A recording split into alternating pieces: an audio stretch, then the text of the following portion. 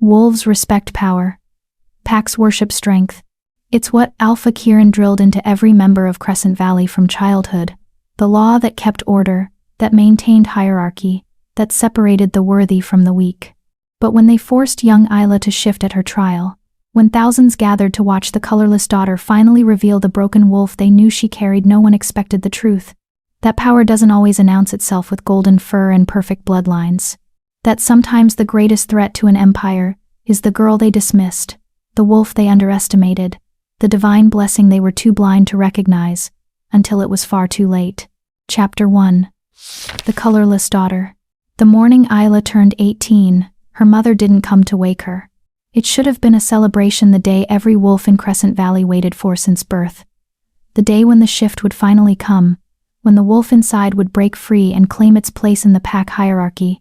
Isla had dreamed of this morning for years, imagined her mother's proud smile, her father's firm hand on her shoulder, the pack gathering to witness her transformation.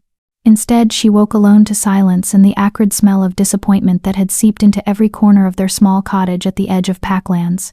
Isla pushed herself up from the thin mattress, her long silver hair, not blonde, not white, but that strange colorless shade that caught light like moonlit water falling across her face. She'd always hated her hair. In a pack where golden locks signified strength and dark hair meant cunning, her silver marked her as other, different, potentially defective. Isla. Her mother's voice cut through the morning quiet like a blade. The council has summoned you. Get dressed. Now. No happy birthday. No warmth. Just duty and dread. Isla's hands trembled as she pulled on the simple gray dress her mother had left hanging on the door, not the ceremonial white gown worn by daughters on their shifting day, but something plain, forgettable. The message was clear. Don't expect celebration. When she emerged from her room, her mother stood by the door, arms crossed, her beautiful face, the face that had won her father's heart 20 years ago, twisted into something between pity and disgust. Your sister shifted into a golden wolf, her mother said quietly. Strong, fast, beautiful. The pack celebrated for 3 days. She paused, her eyes scanning Isla from head to toe. Whatever happens today, try not to embarrass us more than necessary. The words landed like physical blows. Isla had heard variations of this speech her entire life, but today, on the day that should have been hers, they cut deeper than ever. I'll do my best, Mother, Isla whispered, hating how small her voice sounded. Your best. Her mother laughed, bitter and cold. Your best got you banned from training after you couldn't keep up with the other pups. Your best got you relegated to kitchen duty while your sister leads hunts. Your best has been a disappointment for 18 years, Isla. Perhaps today, the goddess will show mercy and grant you at least a wolf that can carry its own weight. Isla bit her lip hard enough to taste copper. She wouldn't cry. Not here. Not in front of the woman who had stopped calling her daughter and started calling her the colorless one years ago. The walk to council grounds took 20 minutes through the heart of pack territory. Every step felt like a funeral march. Pack members stopped their morning routines to watch her pass, some with curiosity, others with barely concealed contempt, and a few with something worse, pity. That's the Thornwood girl, someone whispered. The defective one. I heard she can't even link with the pack mind properly. Something wrong with her connection. My cousin said she might not have a wolf at all. Can you imagine? 18 years and nothing inside but human weakness. Isla kept her eyes forward, her spine straight. She'd learned early that showing pain only made them hungrier for more. The council grounds sprawled before her like an ancient coliseum, a massive circular arena carved from stone that had witnessed centuries of pack trials, ceremonies, and judgments. Today, it was already full. Hundreds of wolves lined the tiered seating, all gathered to witness what would surely be a spectacle, the weak daughter's inevitable humiliation. At the center of the arena floor stood the council table, a crescent-shaped stone structure where the 5 most powerful wolves in Crescent Valley sat in judgment. And at the head of that table, radiating authority like heat from a forge, sat Alpha Kieran Blackmore. Isla's breath caught despite herself. Kieran was everything an alpha should be: tall, broad-shouldered, with dark hair and eyes that seemed to see straight through to your soul. He was only 25, but he'd already proven himself in countless battles and negotiations. Every unmated female in the pack and several mated ones watched him with barely concealed desire. Next to him sat her sister. Celeste Thornwood had been beautiful before her shift. After transforming into a golden wolf at 16, she'd become devastating. Now, at 20, she sat at the Alpha's right hand as his betrothed, her golden hair cascading over shoulders draped in white silk, her perfect face arranged in an expression of practiced sympathy that didn't reach her cold blue eyes. Isla Thornwood, Alpha Kieran's voice boomed across the arena, silencing the crowd's murmurs. You stand before the council on your 18th birthday to prove your worth to this pack. As is tradition, you will shift, and your wolf will be evaluated for strength, size, and capability. Isla's throat went dry. This wasn't how shifting ceremonies usually went. Most wolves were allowed to shift in private, with family present, and then presented to the pack afterward. Forcing her to shift in front of everyone, to be evaluated like livestock, this was deliberately cruel. Alpha Kieran. Isla found her voice somehow, though it shook. Traditionally, first shifts happen in private. The transition can be unpredictable, painful. Traditionally, Celeste spoke up, her melodious voice carrying false sweetness. Wolves with strong bloodlines shift in private because their transformations are sacred moments of power. But you, dear sister, have shown no signs of power your entire life. The council has decided that public evaluation is necessary to determine if you possess a wolf at all, or if you're simply, she paused, letting cruel anticipation build. Human. The crowd erupted in gasps and excited whispers. To be declared human in a werewolf pack was a fate worse than death exile, at minimum, or slavery to wolves who would use you as they pleased. The council has made its decision, Councillor Thorne announced, his weathered face showing no emotion. Isla Thornwood, you will shift, now. Prove your wolf exists, or be cast out as human waste masquerading as pack. Isla's legs nearly buckled. Around her, the crowd was a sea of eager faces, wolves hungry for entertainment, for someone weaker to mock, for confirmation that they were better, stronger, more deserving of the goddess's gifts. She looked up at Kieran, hoping for what? Mercy? Fairness? But the Alpha's face remained impassive, carved from stone. If he had any objection to this public humiliation, he showed no sign. Strip. Celeste commanded, standing now, her voice sharp as broken glass. Or do you need help with that too? Perhaps we should summon the children to assist you, since you perform so well at their level. Laughter rippled through the arena, cruel, hungry laughter that fed on suffering. Isla's hands moved to the buttons of her gray dress.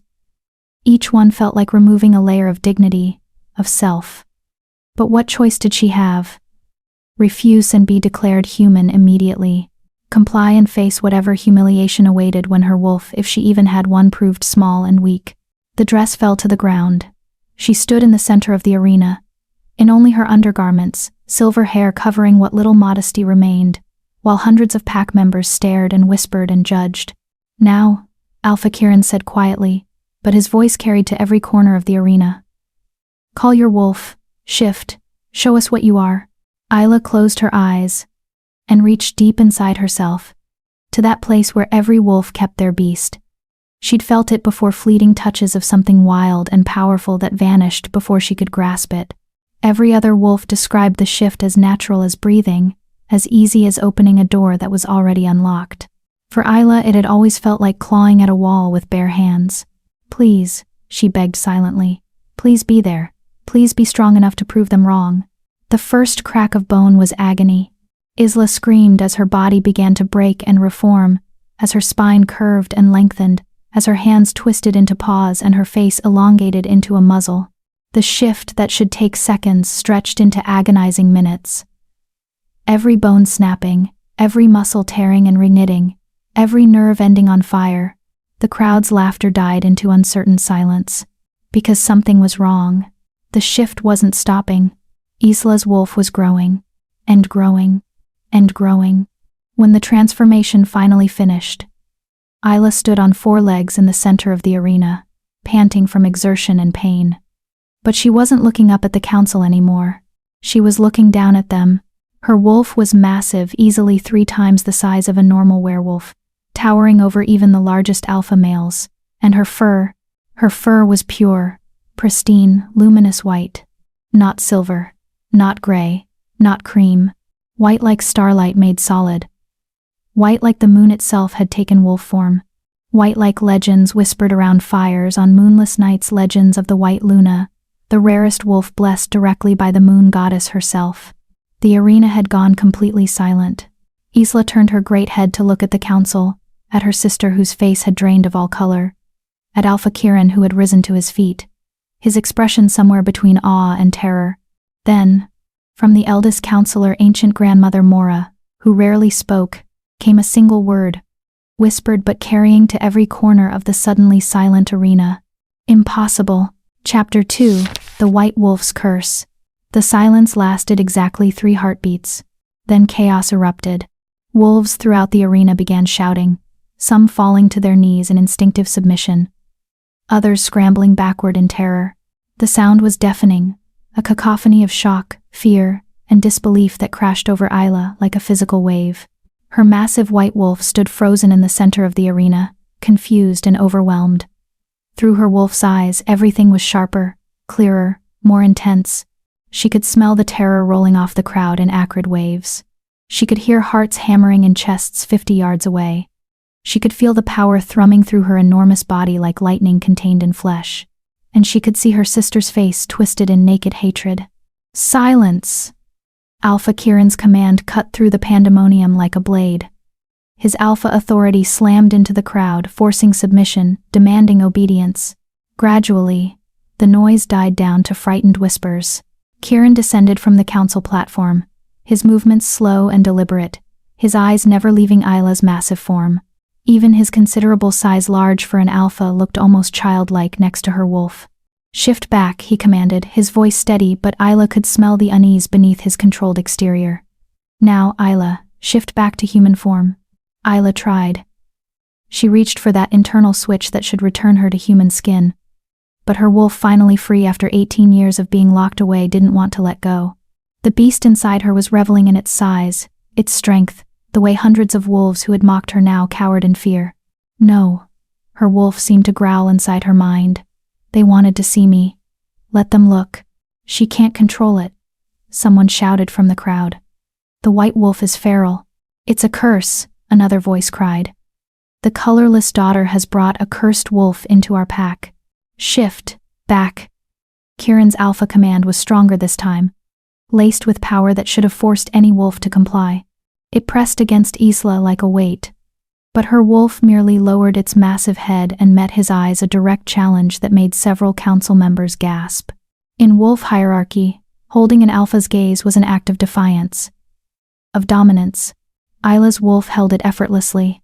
By the goddess?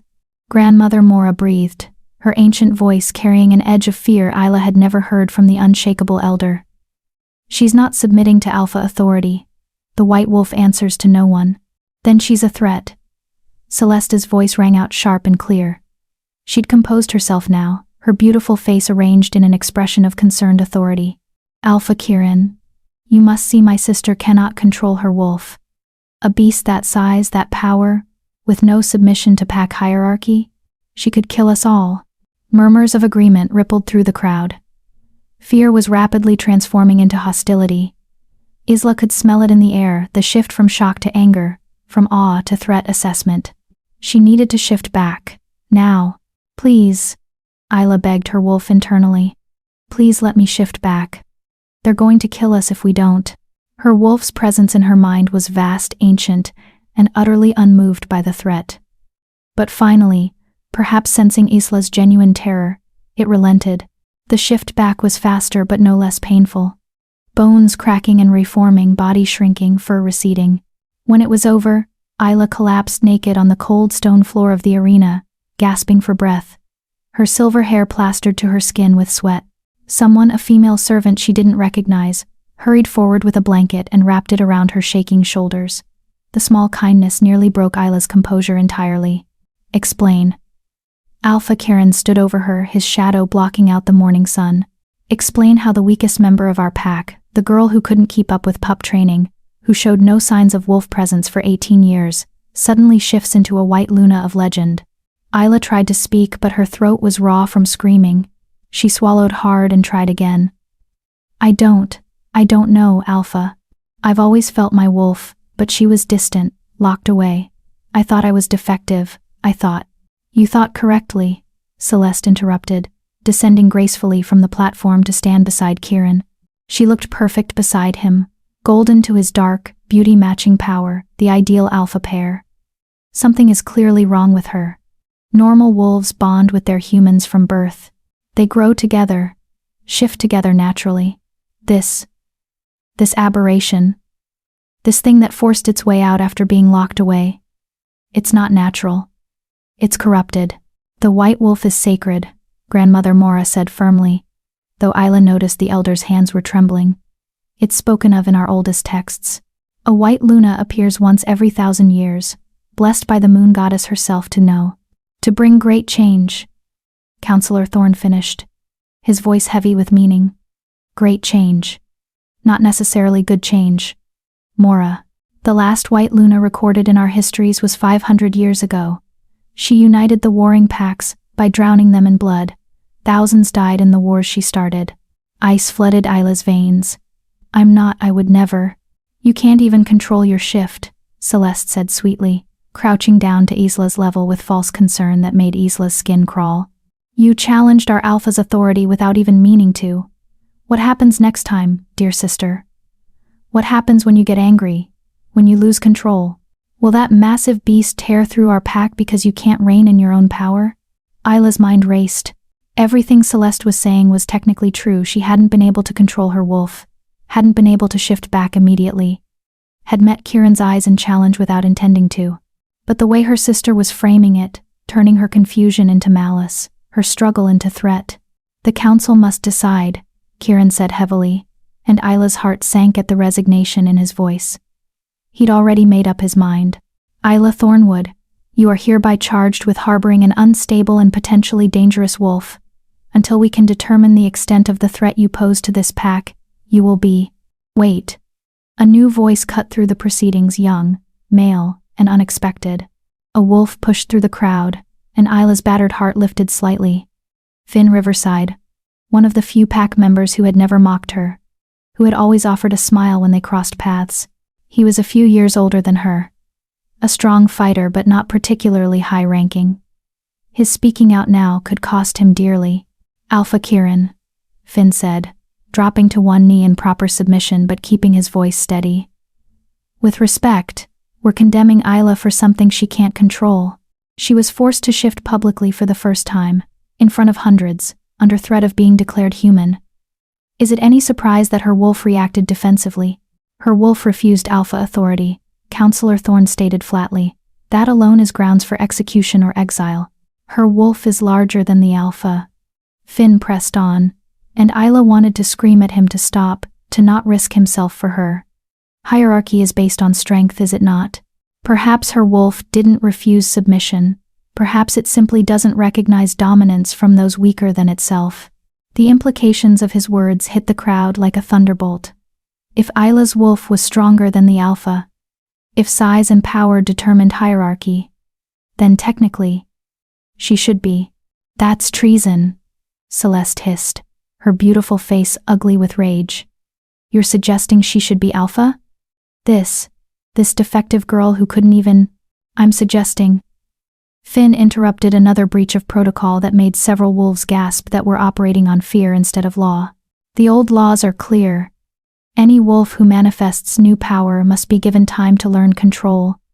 3 moon cycles of training, supervised, before any judgment is passed. That's been pack law for centuries. Grandmother Mora nodded slowly. The boy speaks truth. The old laws do mandate a training period for difficult shifts or newly manifested abilities. The old laws didn't account for white lunas, Counselor Thorne argued. They didn't account for power that could destroy our pack. Then change the laws, Finn said simply. Call a pack vote. Let everyone decide if they want to abandon centuries of tradition because of fear. But until then, law is law. Isla deserves her 3 moon cycles.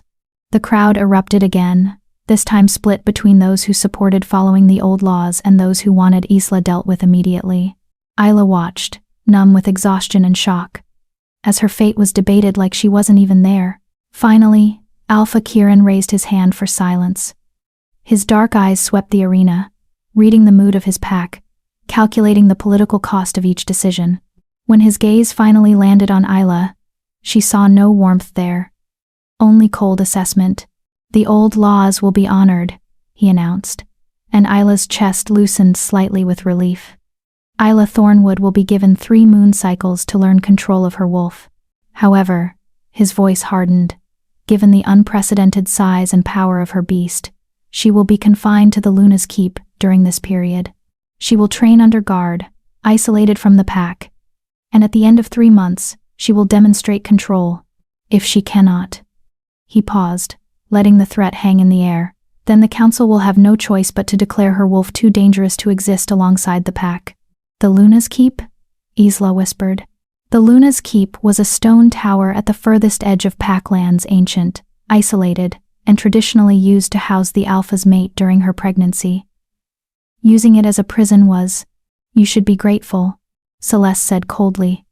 But Isla caught the flash of satisfaction in her sister's eyes. "The Luna's Keep is more comfortable than the dungeons. Unless you'd prefer those instead?" Isla shook her head mutely. "Then it's settled," Kieran declared. "Isla Thornwood will be escorted to the Luna's Keep immediately. She is forbidden from shifting without explicit permission from the guards.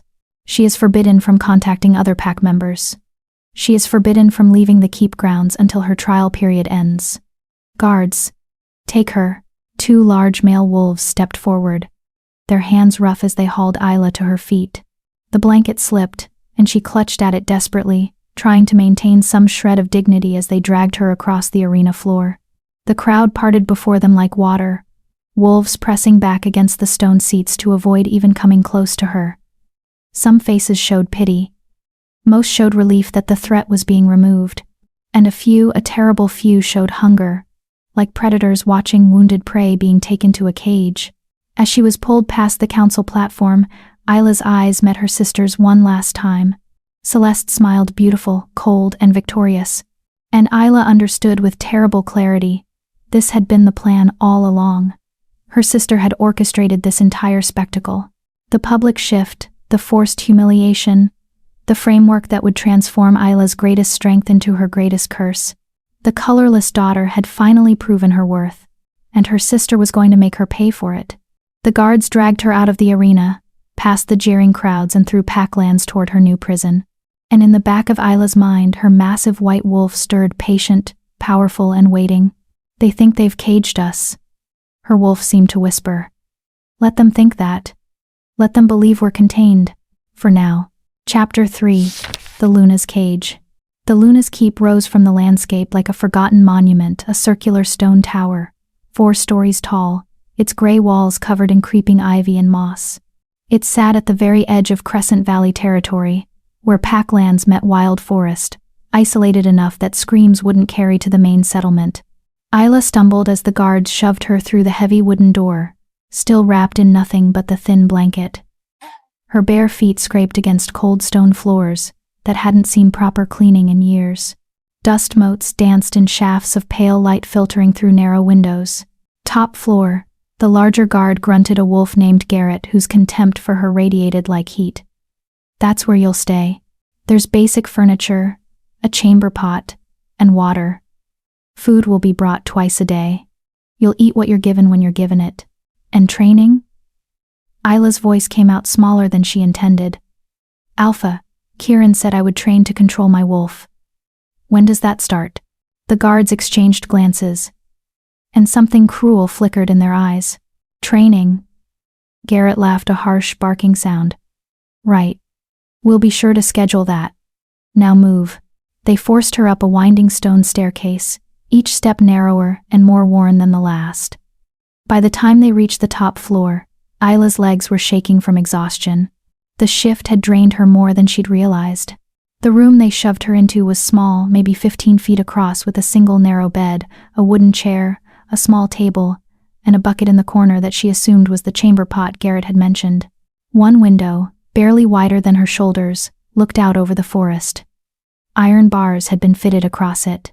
"Welcome home," Garrett sneered, tossing a bundle of gray fabric at her feet, rough, spun clothing, worn and patched. Get dressed.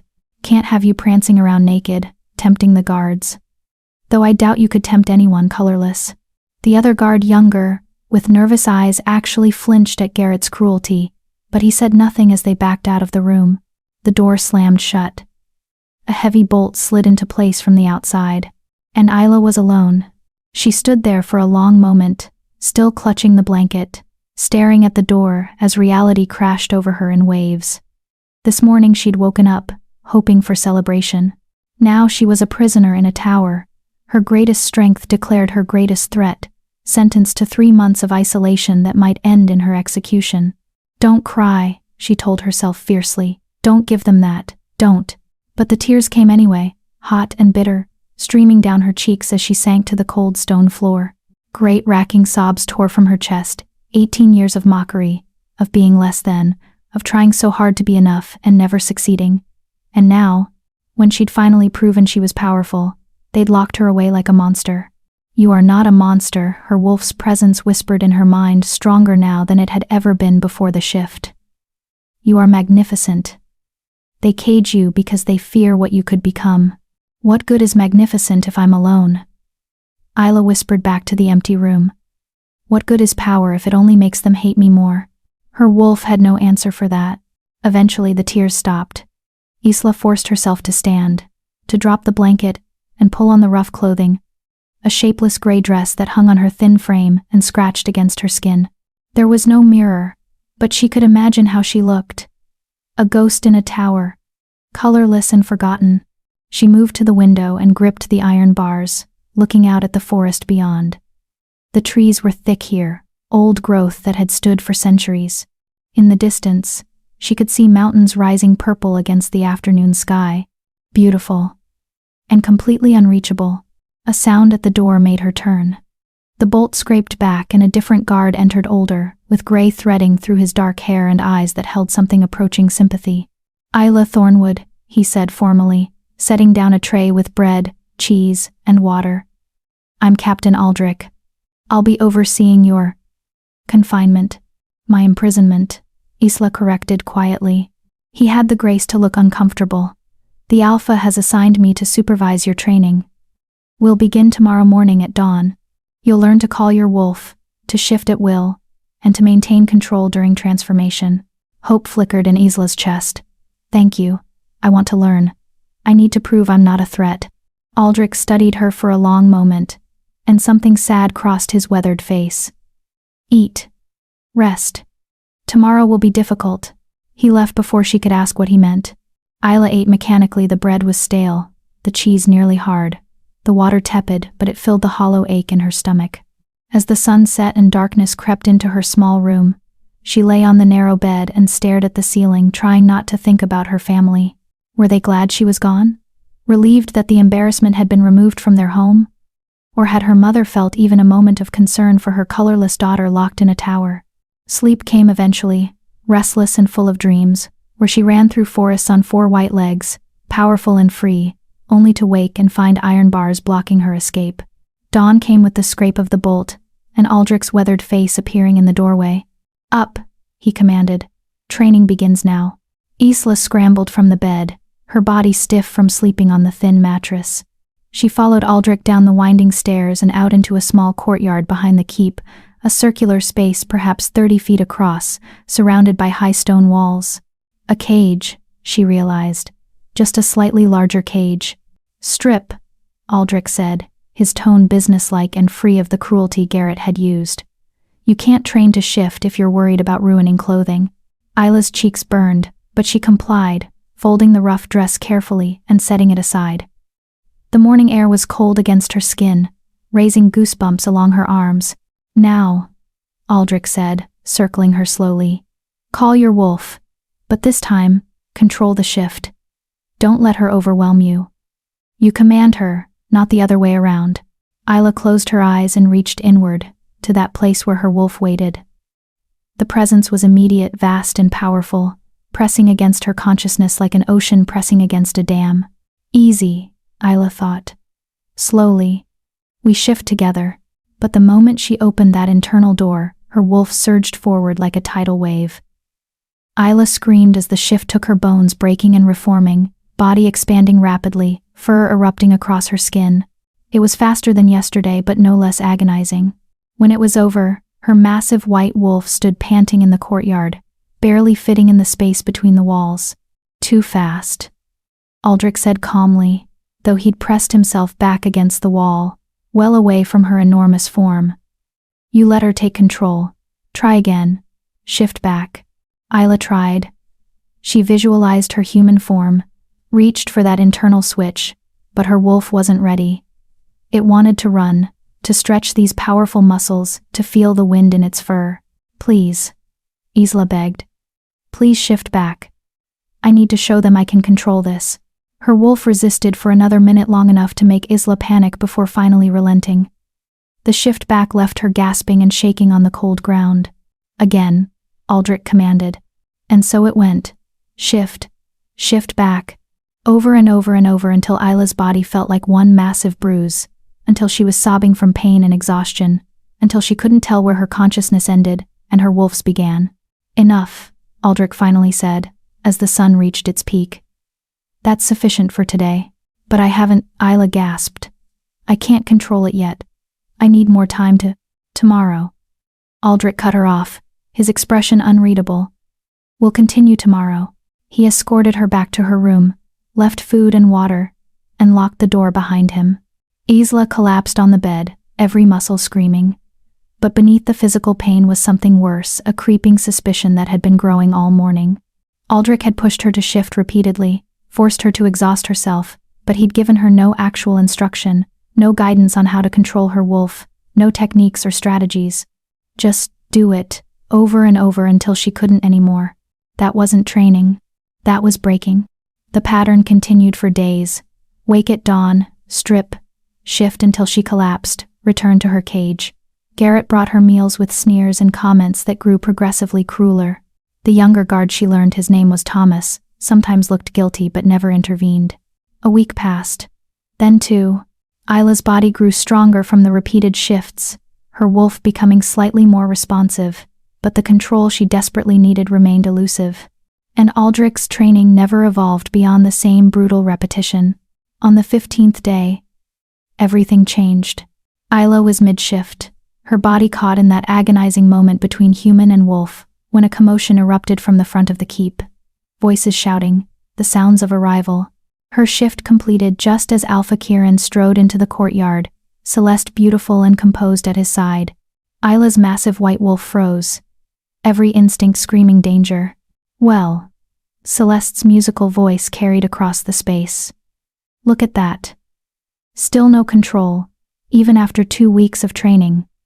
How? Disappointing. Kieran's dark eyes swept over Isla's wolf form, and she saw the calculation there. The assessment. Aldrich reports she's made minimal progress. Her shifts are still violent, uncontrolled. She still can't shift on command reliably. Because he's not teaching me, Isla wanted to scream. Because this isn't real training, it's torture designed to prove I'm dangerous. But she couldn't speak in wolf form, couldn't defend herself, could only stand there while they discussed her failure like she wasn't present. Perhaps, Celeste said thoughtfully, moving closer with casual confidence that made Isla's wolf instincts bristle. We need to try different methods. More intensive approaches.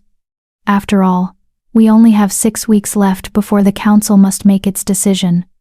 It would be such a tragedy if Isla couldn't prove she's safe to return to the pack. The false sympathy in her sister's voice made Isla's wolf growl low in its chest, a sound that rumbled like distant thunder. Celeste's eyes flashed with something triumphant. See? Aggressive. Unstable. Exactly what we feared. She's scared. A new voice cut in. Thomas, the young guard, stepped forward despite Garrett's warning glare. She's been isolated for 2 weeks, forced to shift repeatedly with no real guidance, and now strangers enter her space. Any wolf would be defensive. Are you questioning the alpha's mate? Garrett snarled at him. I'm stating facts, Thomas said quietly, but Isla could smell his fear. He was risking everything to speak up for her. Celeste studied Thomas with the cold calculation of a predator assessing prey. How loyal? Tell me, young Thomas, do you have feelings for my defective sister? Is that why you defend her? Thomas's cheeks colored. I defend pack law, and pack law says she deserves proper training, not what? Kieran's voice was sharp as a blade. Not the best training we can provide? Captain Aldrich is one of our finest warriors. If he says she's unteachable, then perhaps the problem isn't the method. Perhaps the problem is that she can't be taught.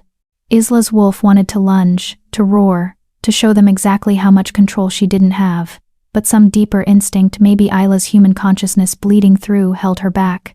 This is a test, she realized. They're trying to provoke me, trying to make me lose control so they can declare me dangerous and end this farce of a trial period early. With every ounce of willpower she possessed, Isla forced her wolf to back down, to lower its massive head, to break eye contact with Kieran and demonstrate submission even though it felt like swallowing glass, even though her wolf howled in protest. Silence fell over the courtyard. Interesting, Aldrich said quietly from where he'd been watching. She just demonstrated more control than she has in 2 weeks. She recognized the political trap and chose submission over aggression. Kieran's expression flickered with something surprise. Respect? It vanished too quickly for Isla to be sure. One moment of control doesn't prove anything, Celeste said sharply. She's still enormous, still unstable, still a threat to you. The words came from Isla's wolf. Somehow she'd managed to push her human voice through her shifted form, though it came out distorted and strange. Threat to your position. Every person in the courtyard froze. Wolves couldn't speak in shifted form. It was physically impossible. The vocal cords were wrong, the mouth structure incompatible with human speech. Except Isla just had. Celeste's beautiful face went pale, then flushed with rage. You see? She's unnatural. Speaking in wolf form is an abomination, a sign of the White Luna, Aldrich interrupted, his voice filled with awe. The legends mention it. The White Luna could speak in any form, could command with voice or thought. If Isla can speak while shifted, then she's more powerful than we thought, Kieran finished. And now there was definitely something in his eyes. Something that looked almost like fear. Which makes her more dangerous. Or more valuable. Dangerous, Celeste insisted. She must be. Enough. Kieran raised a hand, silencing his betrothed. He studied Isla's massive white wolf with unreadable dark eyes. You have 6 weeks remaining, Isla Thornwood. I suggest you learn control quickly. Because when the council reconvenes for your trial, speaking while shifted won't be enough. You'll need to prove you can shift at will, maintain control under stress, and submit to pack hierarchy. If you can't... He let the threat hang unfinished. They left then, Celeste with barely concealed fury, Kieran with his characteristic cold calculation, Garrett smirking at Isla's exhaustion. Only Thomas remained behind for a moment. You spoke, he whispered, wonder in his voice. You actually spoke. Do you know what that means? Isla's wolf was too tired to respond. She shifted back to human form. The transition was getting slightly smoother with repetition, and collapsed naked and shaking on the cold ground. Thomas quickly looked away, grabbing the gray dress and handing it to her without looking. It means you're special, Isla. Really special. The kind of special that threatens everything they've built. Or the kind of special that gets me killed. Isla whispered hoarsely, pulling the dress over her head with trembling hands. Thomas met her eyes finally. And she saw genuine concern there. Then we make sure that doesn't happen. I'll help you. Real training. Not whatever Aldrich has been doing. But we have to be careful.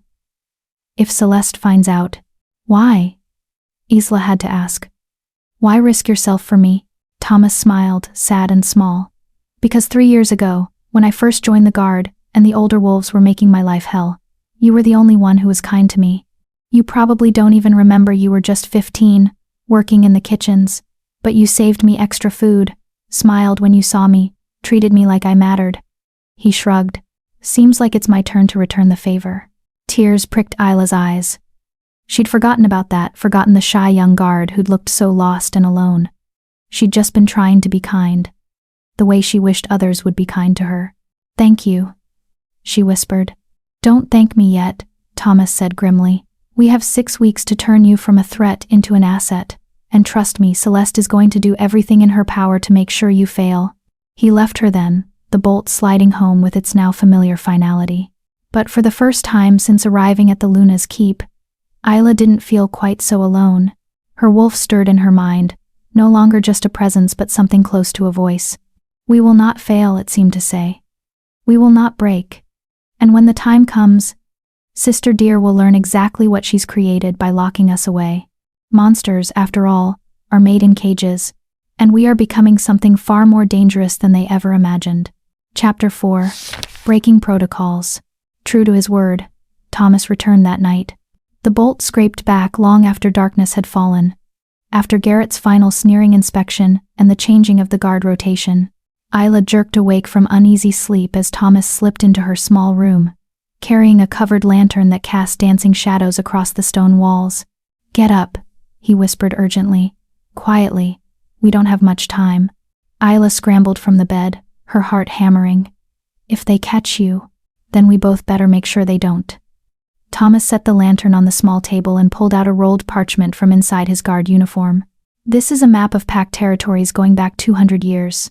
Look here." He pointed to a section marked in faded ink. The Luna's keep wasn't always a prison. It was built as a sanctuary for powerful Luna wolves who needed isolation to master dangerous abilities. Isla leaned closer, studying the ancient script. What kind of abilities? Prophecy, mind speaking across vast distances. The ability to command other wolves without alpha authority. Thomas's finger traced lines of text. The keep has hidden features rooms designed for training, for meditation, for channeling power safely, but they've been sealed for generations, ever since the last White Luna died, Isla finished quietly. Or was killed. Thomas nodded grimly. The records are vague about what happened, but there are clues, references to a purge of the White, to pack leaders who feared being replaced by moon-blessed authority. I think they murdered her, Isla, and then they rewrote history to make it seem like she went mad, became dangerous. Cold understanding crystallized in Isla's chest. And now they're trying to do the same to me. Celeste orchestrated the public shift to make me look dangerous. Aldrich's training is designed to break me, not teach me.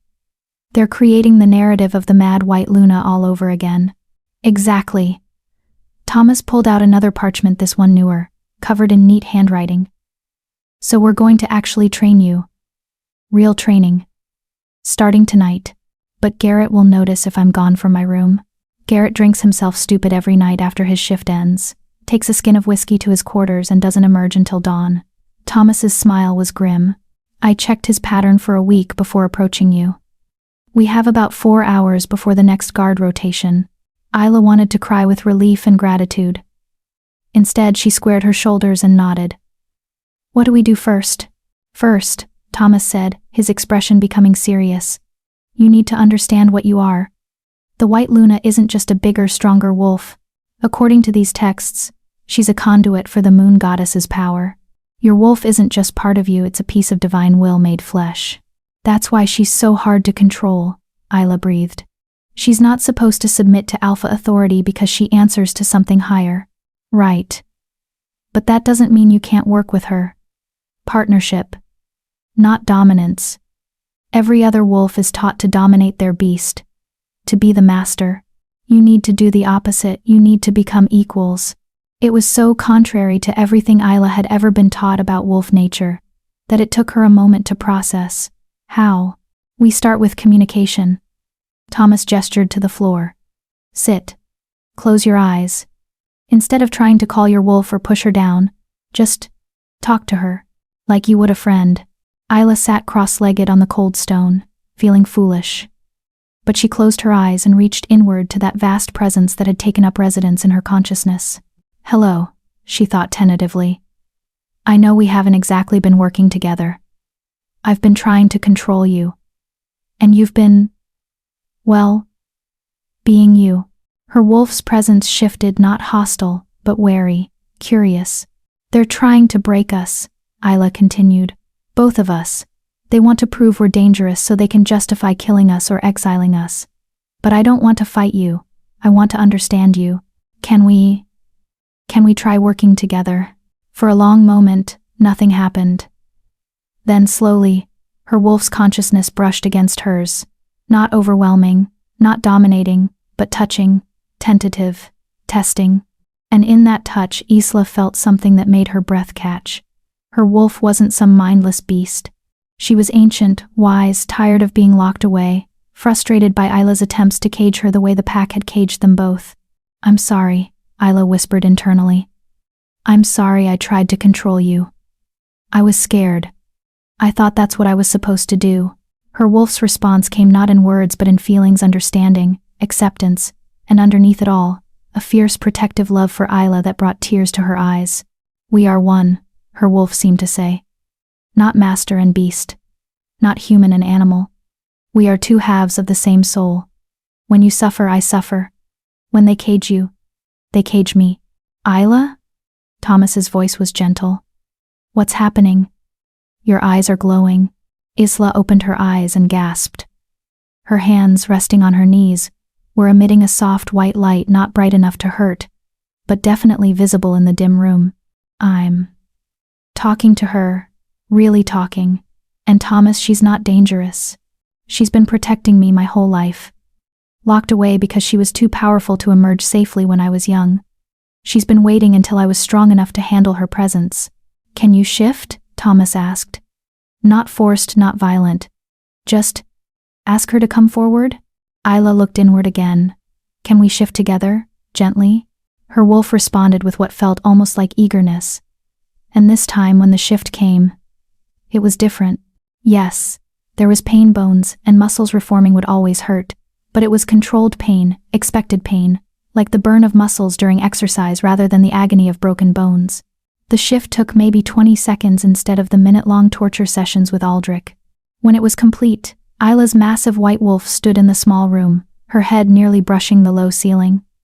But she was calm, controlled, aware. "Incredible," Thomas breathed, pressing himself against the wall to give her space. "You're not even panting. Your eyes are clear. This is Isla, this is what real control looks like." "Can we speak?" Isla asked her wolf. "We are speaking," came the response, clearer now, almost like hearing another voice in her head. "I can hear you," Isla said aloud, and her wolf voice, while still deep and resonant, was comprehensible. "We can communicate while shifted." "The legends were true," Thomas said in awe. "The White Luna could speak in any form because she wasn't just one or the other, she was both. Always." "Isla, do you understand what this means? If you can demonstrate this level of control at the trial, Celeste will find another way to condemn me." Isla finished, her wolf voice rumbling through the small room. "She can't let me return to the pack. I'm too great a threat to her position." Thomas's expression grew grim. "Then we make you too valuable to kill. If you can prove you're not just powerful but controllable, useful, the pack will demand you be allowed back." Political pressure Kieran can't ignore. "How?" Isla shifted back to human form. Another smooth, controlled transition that left her tired but not devastated. "How do I prove I'm useful when they've locked me away from everyone?" Thomas was quiet for a moment, thinking. Then his eyes widened. "The border raids." "What?" "For the past month, the northern border has been under attack. Rogue wolves, organized and aggressive. We've lost 3 guards and twice that many civilians. Kieran has doubled patrols, but the rogues always seem to know where we'll be, like they have inside information." Thomas leaned forward intently. "If you could help stop them, if a White Luna saved pack lives, they couldn't condemn you. You'd be a hero." "I'm locked in a tower," Isla pointed out. "How exactly am I supposed to help with border raids?" "Your wolf can speak while shifted." "Can she do other things?" "The texts mention White Lunas, who could communicate with all wolves telepathically, who could sense threats from miles away, who could—" "I don't know what I can do," Isla interrupted. "I only just started talking to her properly tonight. Then we figure it out." Thomas stood, began rolling up the parchments. "We have 6 weeks. I'll come every night I can. We'll test your abilities, push your boundaries safely, learn what you're capable of. And if we're lucky, you'll be able to contribute to solving the rogue problem even from here." A thought occurred to Isla. "Thomas, if there are rogues with inside information, has anyone considered that someone in the pack might be helping them?" Thomas froze. "You think someone is betraying us to the rogues?" "I think someone benefits from pack instability right now. Someone who wants Kieran distracted, Wants the council focused on external threats instead of internal politics. Isla met his eyes. Someone who needs 3 months to consolidate power while I'm locked away. Celeste, Thomas whispered. You think Celeste is behind the rogue attacks? I think my sister wants to be Luna more than anything, and I think she'd do whatever it takes to remove threats to that position. Isla wrapped her arms around herself, suddenly cold, including orchestrating attacks that make the pack need a strong alpha pair, that justify harsh security measures, that keep everyone too scared and busy to question her authority. Thomas ran a hand through his hair, looking shaken. If you're right, if we can prove it, then we need evidence. Real evidence. Not just suspicion. Isla's mind was racing now. Pieces falling into place. Can you get me information? Reports on the attacks, patrol schedules, anything that might show a pattern? I'll try. But Isla, if Celeste finds out we're investigating her, she's already trying to have me killed. I don't think things can get much worse. Thomas gave her a look that suggested things could definitely get worse. But he nodded. I'll be careful. And I'll be back tomorrow night. Practice what we worked on tonight, talking to your wolf. Smooth shifts. Build that partnership. He was almost to the door when Isla called out softly. Thomas? Thank you. Really. You're risking everything for me. He turned back, and in the lamplight, she saw something in his expression that made her breath catch. Not quite love, but something tender. Something that saw her as more than the colorless daughter or the dangerous white Luna. You're worth the risk, he said simply. Then he was gone, the bolt sliding home with its familiar finality. But this time, Isla didn't feel trapped. She sat back down on the floor and closed her eyes, reaching for her wolf. We have work to do, she thought. Her wolf's response felt almost like a smile. Finally. I've been waiting 18 years for you to be ready. Ready for what? To stop being what they tried to make you. To start becoming what you were always meant to be. And what's that? Her wolf's presence wrapped around her consciousness like a warm embrace. Free. The next 2 weeks blurred together in a pattern of exhaustion and discovery. During the days, Isla endured Aldrich's brutal training, the same repetitive, breaking exercises designed to prove she couldn't learn control. She played along, made her shifts look violent and uncontrolled, gave them the dangerous beast they expected to see. But at night, when Thomas could slip away from his duties, she became something else entirely. She learned to shift in seconds instead of minutes, learned to speak clearly in wolf form, to maintain her human consciousness while her beast was in control, learned to reach out with her mind and sense the emotions of wolves nearby, initially just Thomas, but gradually extending her range. You're a natural empath, Thomas explained one night as they practiced in her small room. You can feel what other wolves feel. That's how the white Luna earned loyalty. She understood her pack on a level no regular alpha could. Can I do more than sense emotions? Isla asked. Can I communicate? Send thoughts? Try it. Think something at me clearly. Isla focused, reached out with that new sense she was developing, and pushed a thought toward Thomas. Can you hear me? Thomas's eyes went wide. Yes, I heard you. It was like hearing someone whisper directly into my mind. Try it again. They practiced for hours, until Isla could send clear thoughts to Thomas even when she wasn't shifted. It was exhausting, draining, but exhilarating. This is what you need to show the council, Thomas said excitedly. Not just physical control, but mental abilities.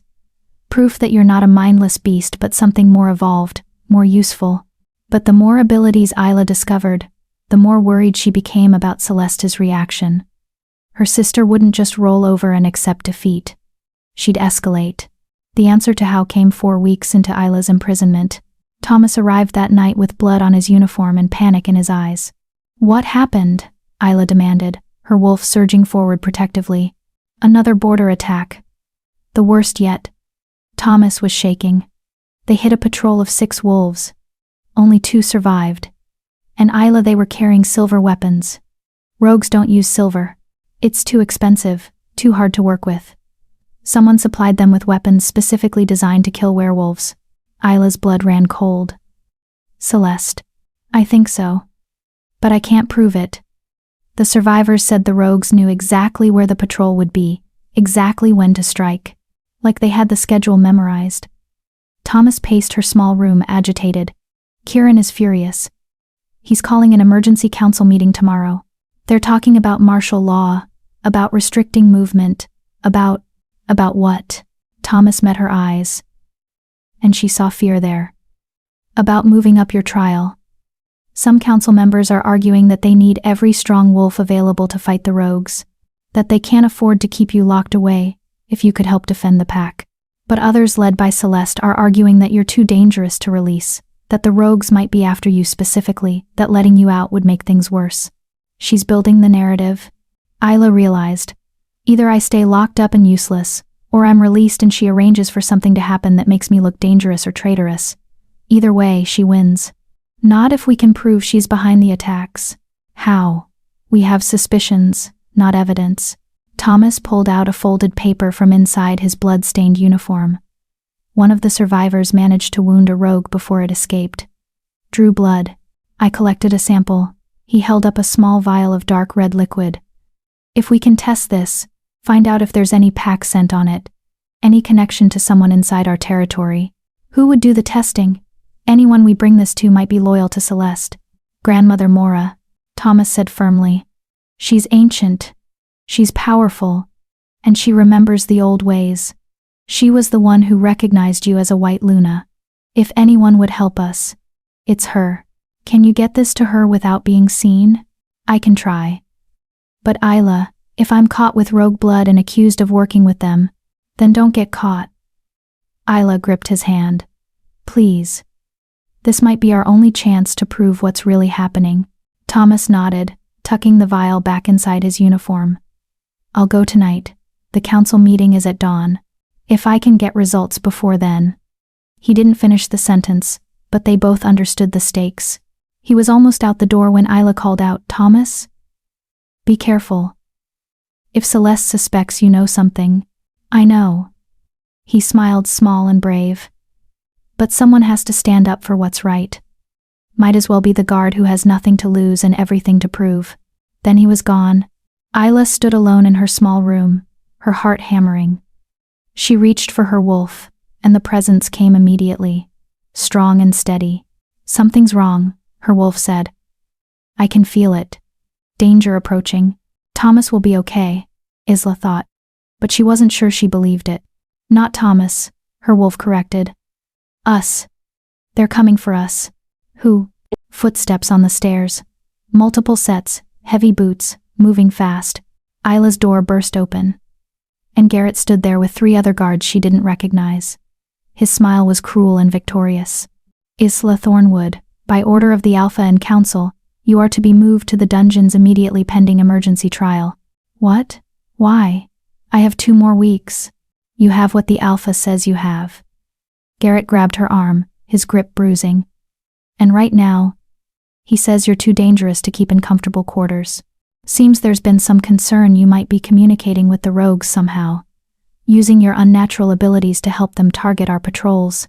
Isla's blood turned to ice. That's insane. I've been locked in this tower for a month. How could I possibly? Magic.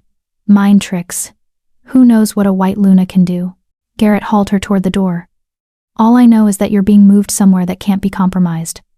Somewhere even your witch tricks can't reach. They dragged her down the winding stairs, through the keep's main level, and down another set of stairs she hadn't known existed. Down into darkness and cold, into the bowels of the earth where light didn't reach and hope went to die. The dungeons. They threw her into a cell barely 6 feet square, with stone walls slick with moisture and a floor covered in old straw that reeked of decay. No bed. No window. No light except what filtered in from torches in the corridor. The trial is tomorrow at dawn, Garrett said through the bars. Better get your story straight, colorless, because this time there's no chance they'll let you live. The cell door clanged shut, and Isla was alone in the dark, with her wolf howling in fury and fear, while somewhere above them, Celeste was making her final move. Thomas, Isla thought desperately, reaching out with her newly developed mental abilities. Thomas, can you hear me? They've moved me. They're accelerating the trial. Thomas, please. But there was nothing. Just silence and darkness and the cold certainty that everything was falling apart. Her wolf pressed against her consciousness, no longer separate but merging, becoming one. Then we fight, her wolf growled. Tomorrow, when they drag us out to condemn us, we show them what happens when you back a blessed wolf into a corner. They'll kill us if we attack. They'll kill us anyway, her wolf responded. At least this way we die free. And in the crushing darkness of the dungeon, Isla couldn't argue with that logic. Chapter 5. The Trial of Blood. Dawn came without light in the dungeons. Isla knew morning had arrived only by the increase in activity above footsteps echoing through stone corridors, voices raised in preparation, the distant sound of crowds gathering.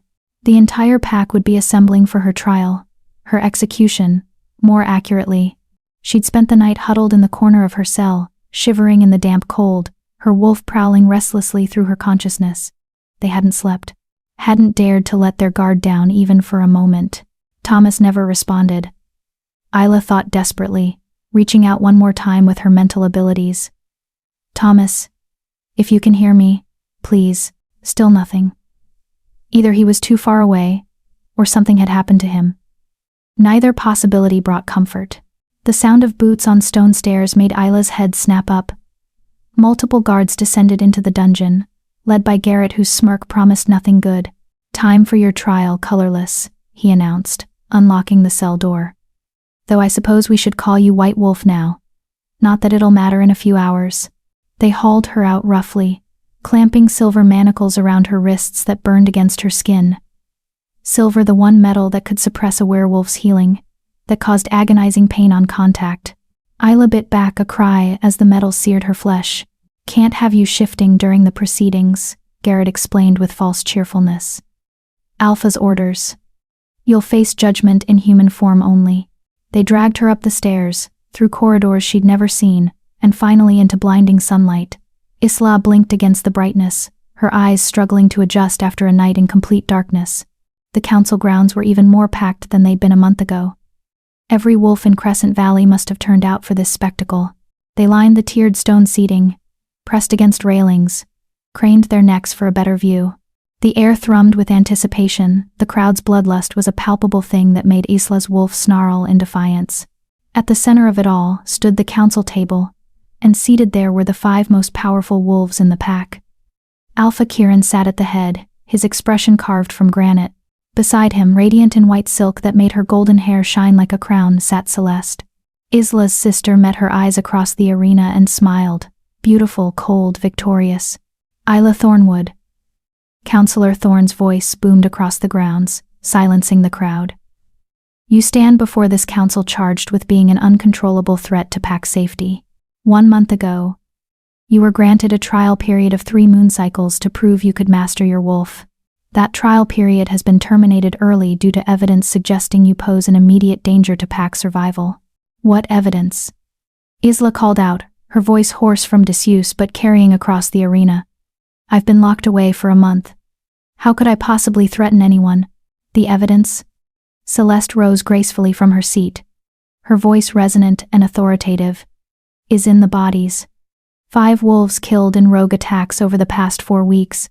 Attacks that grew progressively more sophisticated, more targeted, as if the rogues had inside information. And the timing, she paused dramatically. The attacks began exactly when the White Wolf manifested. Murmurs rippled through the crowd. Isla felt her heart sink as she realized how neatly Celeste had framed this. You're suggesting I'm working with rogues? Isla said incredulously. I've been imprisoned in the Luna's Keep. I've had no contact with anyone except guards, and… She stopped herself just in time. Mentioning Thomas would only implicate him in whatever narrative Celeste was building. Except guards, Celeste finished smoothly. Yes. Guards who report your wolf can speak in shifted form. Who say you demonstrated unusual mental abilities. The old texts mention white lunas who could communicate across vast distances, who could infiltrate minds and plant suggestions. She turned to address the crowd. What if the White Wolf has been reaching out to rogues telepathically? Feeding them information, coordinating attacks, weakening our pack from within. That's insane, Isla protested. Why would I help rogues attack the pack I belong to? Because you don't belong here. Celeste's voice turned sharp, all pretense of sympathy dropping away. You never have. You're a mutation, an aberration. The colorless daughter who should have been culled at birth but was allowed to live out of misplaced mercy. And now you've manifested a power that threatens the natural order of this pack. The crowd was turning, Isla could feel it. Fear was a powerful weapon, and Celeste wielded it masterfully. Wolves who had watched Isla's transformation with awe a month ago now looked at her with suspicion and hostility. "Where's Thomas?" Isla demanded, desperation making her bold. "Guard Thomas was assigned to supervise my training." "Where is he?" "Let him testify about my progress." "About Guard Thomas." Alpha Kieran spoke for the first time, his voice heavy, was found this morning in an unauthorized area of pack territory. He was carrying stolen documents, border patrol schedules, guard rotations, information that would be extremely valuable to rogues planning attacks. Isla's world tilted. No, Thomas would never. He was also carrying this. Kieran held up a small vial of dark liquid. The vial Thomas had shown her last night, containing rogue blood he'd collected as evidence. They'd caught him. And now they were twisting everything, turning his investigation into proof of betrayal. "That's rogue blood," Isla shouted. "He collected it to test, to find evidence of who was really behind the attacks. Or," Celeste interjected smoothly, "he collected it to deliver to his co-conspirator, you, Isla. The white wolf who can reach across distances with her mind, who could coordinate with rogues without ever leaving her tower prison, using poor, loyal Thomas as your pawn. Where is he?" Isla's voice cracked. "What have you done with Thomas?" "He's in custody," Kieran said flatly, awaiting his own trial for treason. "But this trial is about you, Isla. About whether you can be allowed to exist within this pack." Grandmother Mora stirred from where she'd been sitting silent at the far end of the council table. The ancient elder rose slowly, her weathered face grave. "I examined the vial young Thomas carried," she said, her voice thin but carrying authority. "And I found something troubling." Isla's heart leaped with hope. If Grandmother Mora had found evidence linking the rogue blood to someone in the pack, the blood contained traces of pack scent, Mora continued, which confirms the rogues have been in close contact with someone from Crescent Valley. But more than that, I found residue of a rare herb silverleaf that grows only in 3 locations, one of which is the forest surrounding the Luna's keep. No, this couldn't be happening. Silverleaf near the keep proves nothing, Isla protested. Anyone could have access to that forest. Any wolf could. Could they? Celeste's voice was poison-sweet. "The Luna's keep is isolated, Isla, guarded. The only wolves with regular access to that area are the guards assigned to watch you, guards like Thomas." She paused, letting implications sink in. Unless someone with unusual abilities could communicate beyond those barriers, could reach out to rogues in the forest, coordinate attacks, all while maintaining the appearance of imprisonment. It was a perfect trap.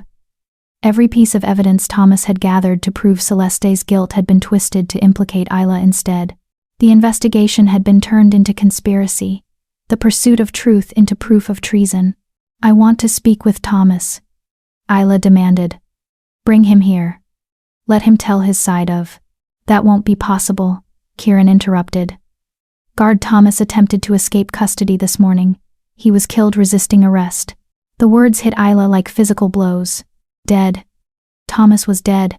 The young guard who had risked everything to help her, who had shown her kindness when everyone else showed contempt, who had believed in her worth when no one else did. Dead. "You killed him," Isla whispered, her vision blurring with tears. "You murdered him to silence him because he knew the truth. He knew Celeste was behind the rogue attacks and you." "Careful."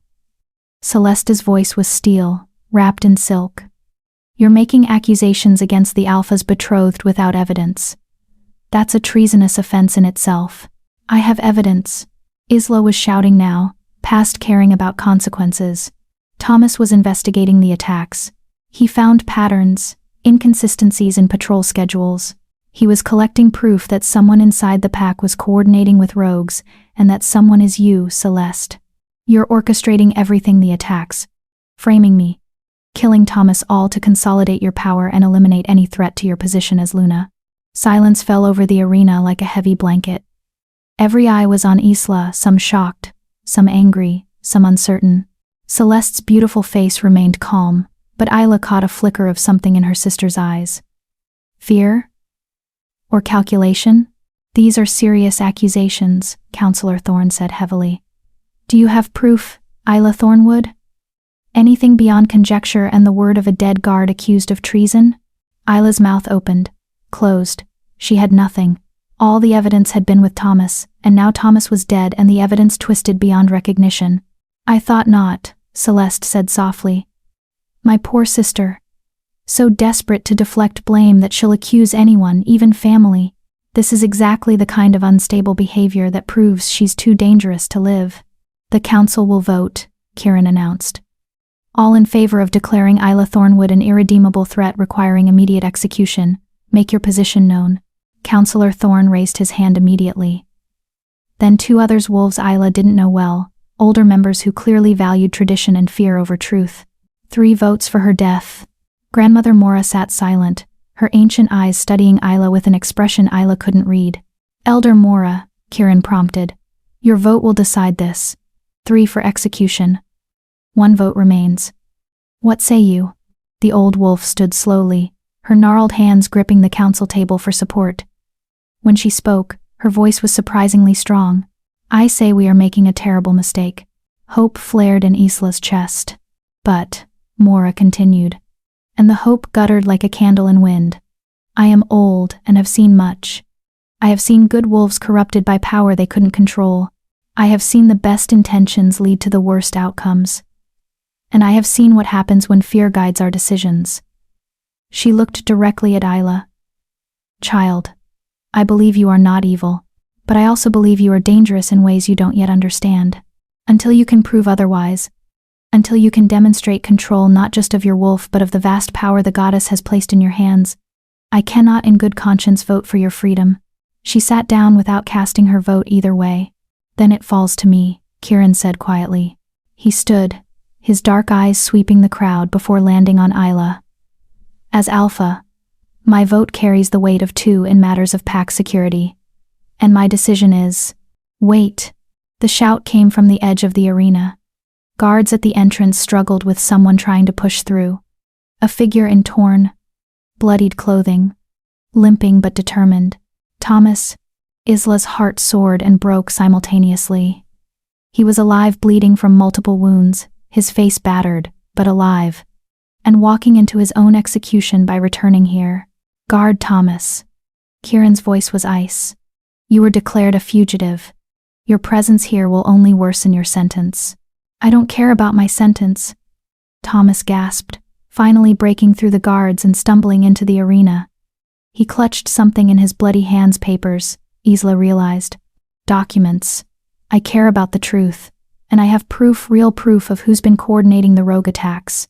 If you felt that moment of hope when Thomas appeared, please like this video.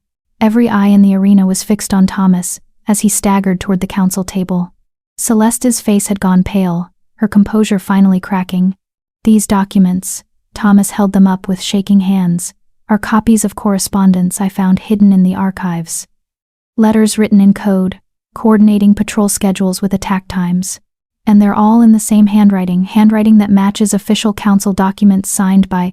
He never finished the sentence. Celeste moved faster than anyone expected. One moment she was seated beside Kieran. The next she had shifted not into a golden wolf but something else. Something larger and darker than her usual form, with eyes that glowed red, and launched herself at Thomas. The attack was so swift, so brutal, that even the experienced guards couldn't react in time. Celeste's dark wolf slammed into Thomas, jaws closing around his throat, tearing, shredding. Blood sprayed across the arena floor. Thomas fell, the documents scattering from his hands like white birds taking flight, and Isla screamed. The sound that tore from her throat wasn't human.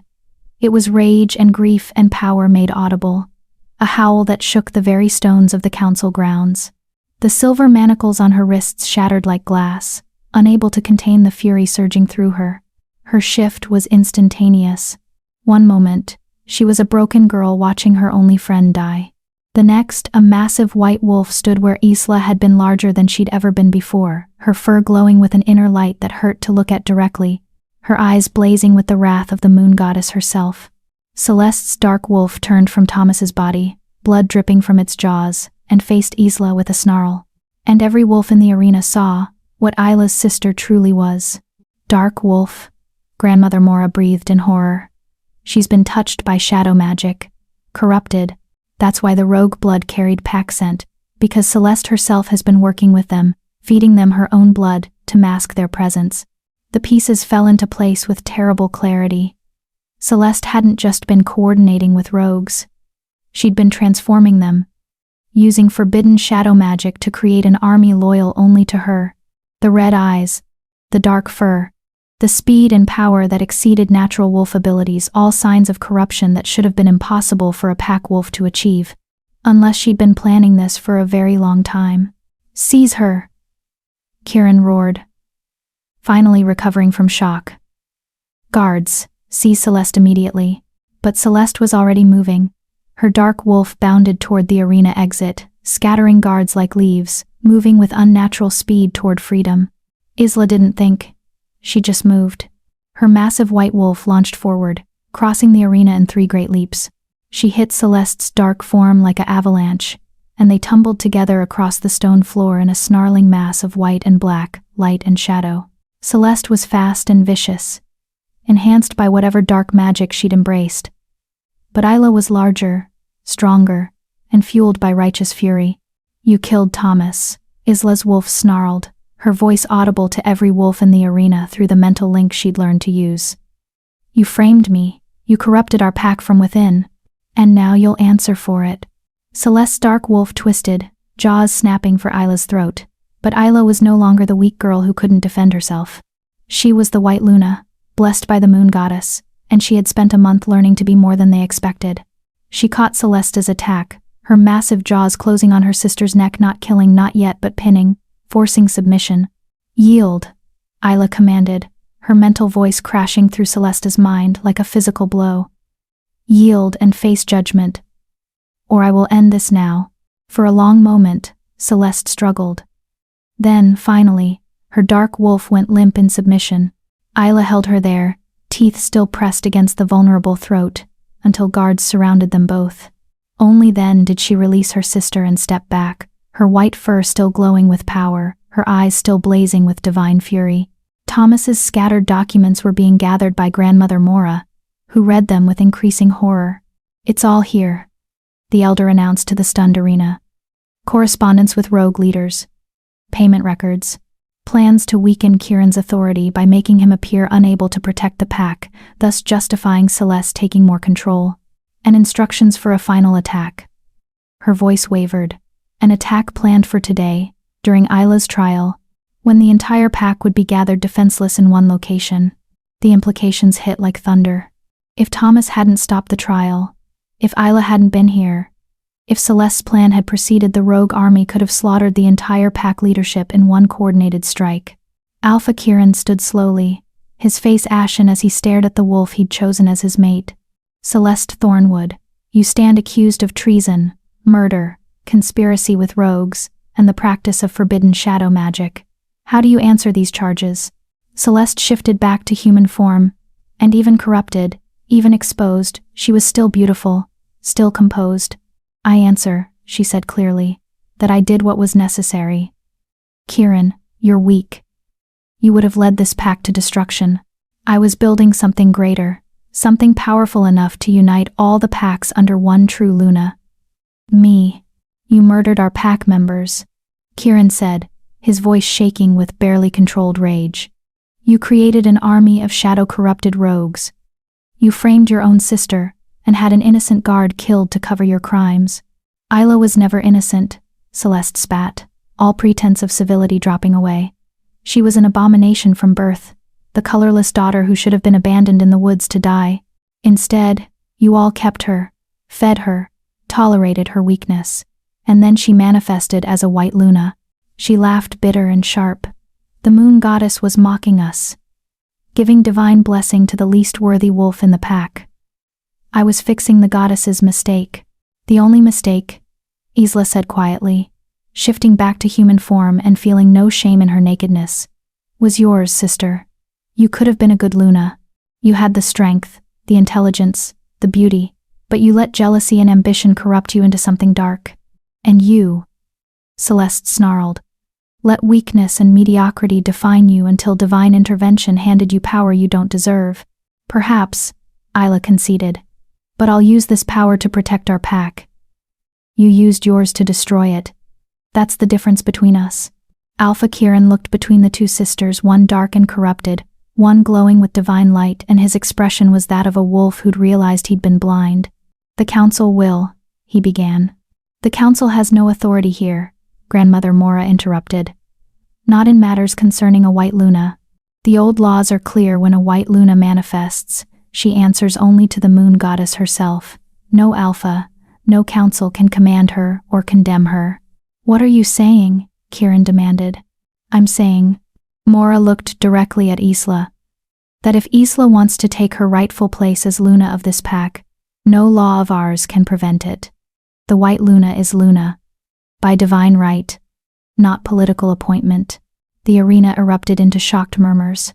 Isla stood in the center of it all, exhausted, grieving, and more powerful than anyone had anticipated. She looked at Thomas's body, at the blood staining the arena stones, at the pack that had mocked her and imprisoned her and nearly killed her, and she made her choice. Chapter 6. The White Luna's Decree. The silence in the arena was absolute. Every wolf waited for Isla's response, some with fear, others with hope, most with uncertainty about what a white Luna ruling their pack would mean. The power dynamic had shifted so dramatically in the span of minutes that no one quite knew where they stood anymore. Isla looked down at her hands, still trembling from the shift, from the violence, from the grief that threatened to swallow her whole. Thomas's blood was cooling on the arena stones, his documents scattered like accusations across the ground. His final act had been to save her, to save them all, and it had cost him everything. No, Isla said quietly. The word fell into the silence like a stone into still water, sending ripples of confusion through the crowd.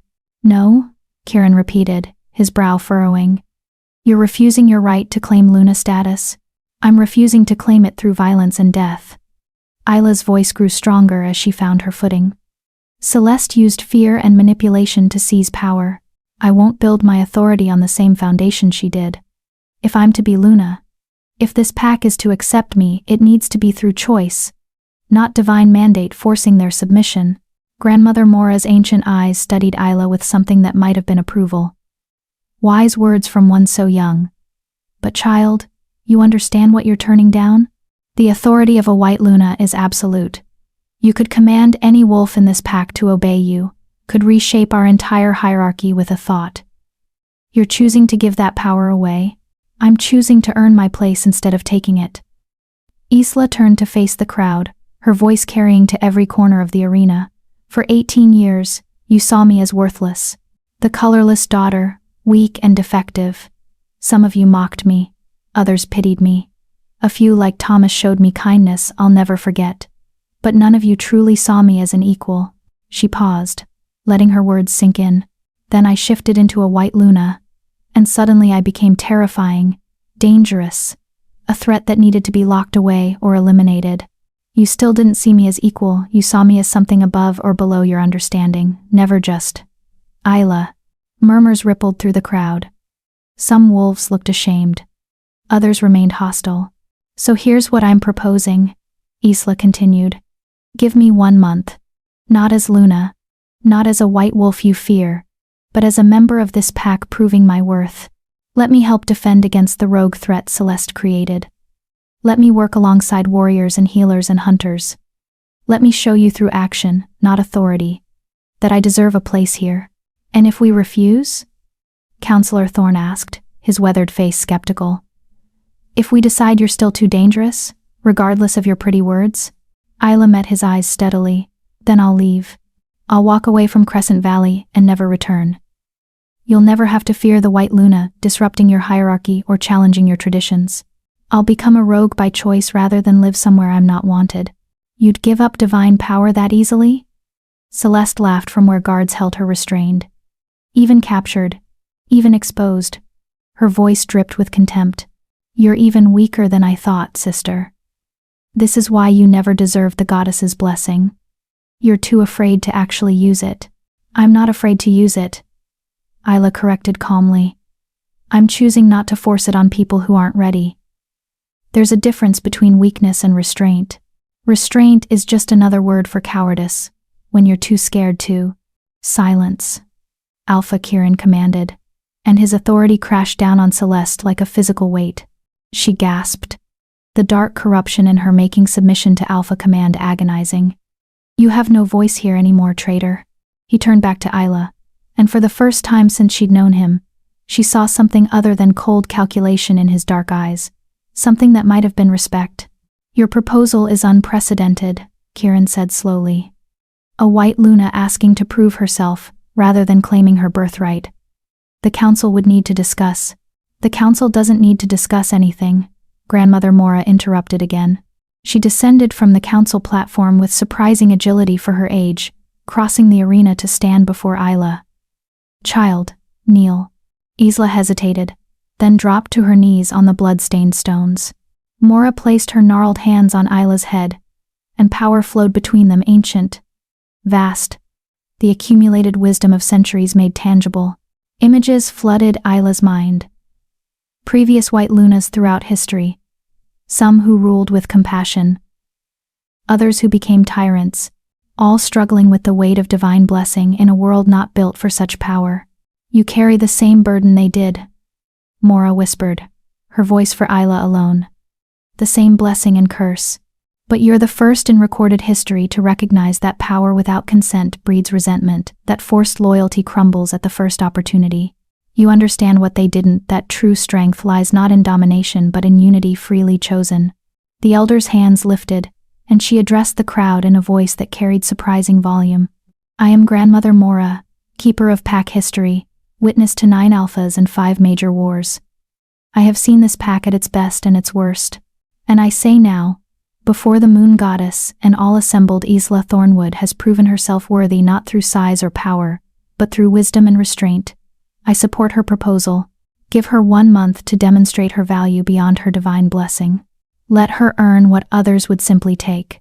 A ripple of surprised approval moved through some sections of the crowd. Not everyone there were still plenty of hostile faces, but enough to matter. I also support the proposal, a voice called out. Finn Riverside, the young warrior who had spoken in Isla's defense at her first trial, stepped forward. Isla showed courage when she was weak. She deserves the chance to show what she can do when she's strong. As do I. Another voice joined. Then another. And another. Not a majority. Not even close. But enough voices rising in support that the tide was beginning to shift. Kieran watched this unfold with an expression that suggested he was recalculating everything he thought he knew. Finally, he raised his hand for silence. The Alpha's decision carries weight in all pack matters, he announced. And my decision is this. Isla Thornwood will be granted 1 month to prove her value to Crescent Valley Pack. She will be released from confinement immediately. She will be allowed to participate in pack defense, training, and daily life under supervision. At the end of 30 days, the full pack, not just the council, will vote on whether she should be granted full membership and recognition as a White Luna of Crescent Valley.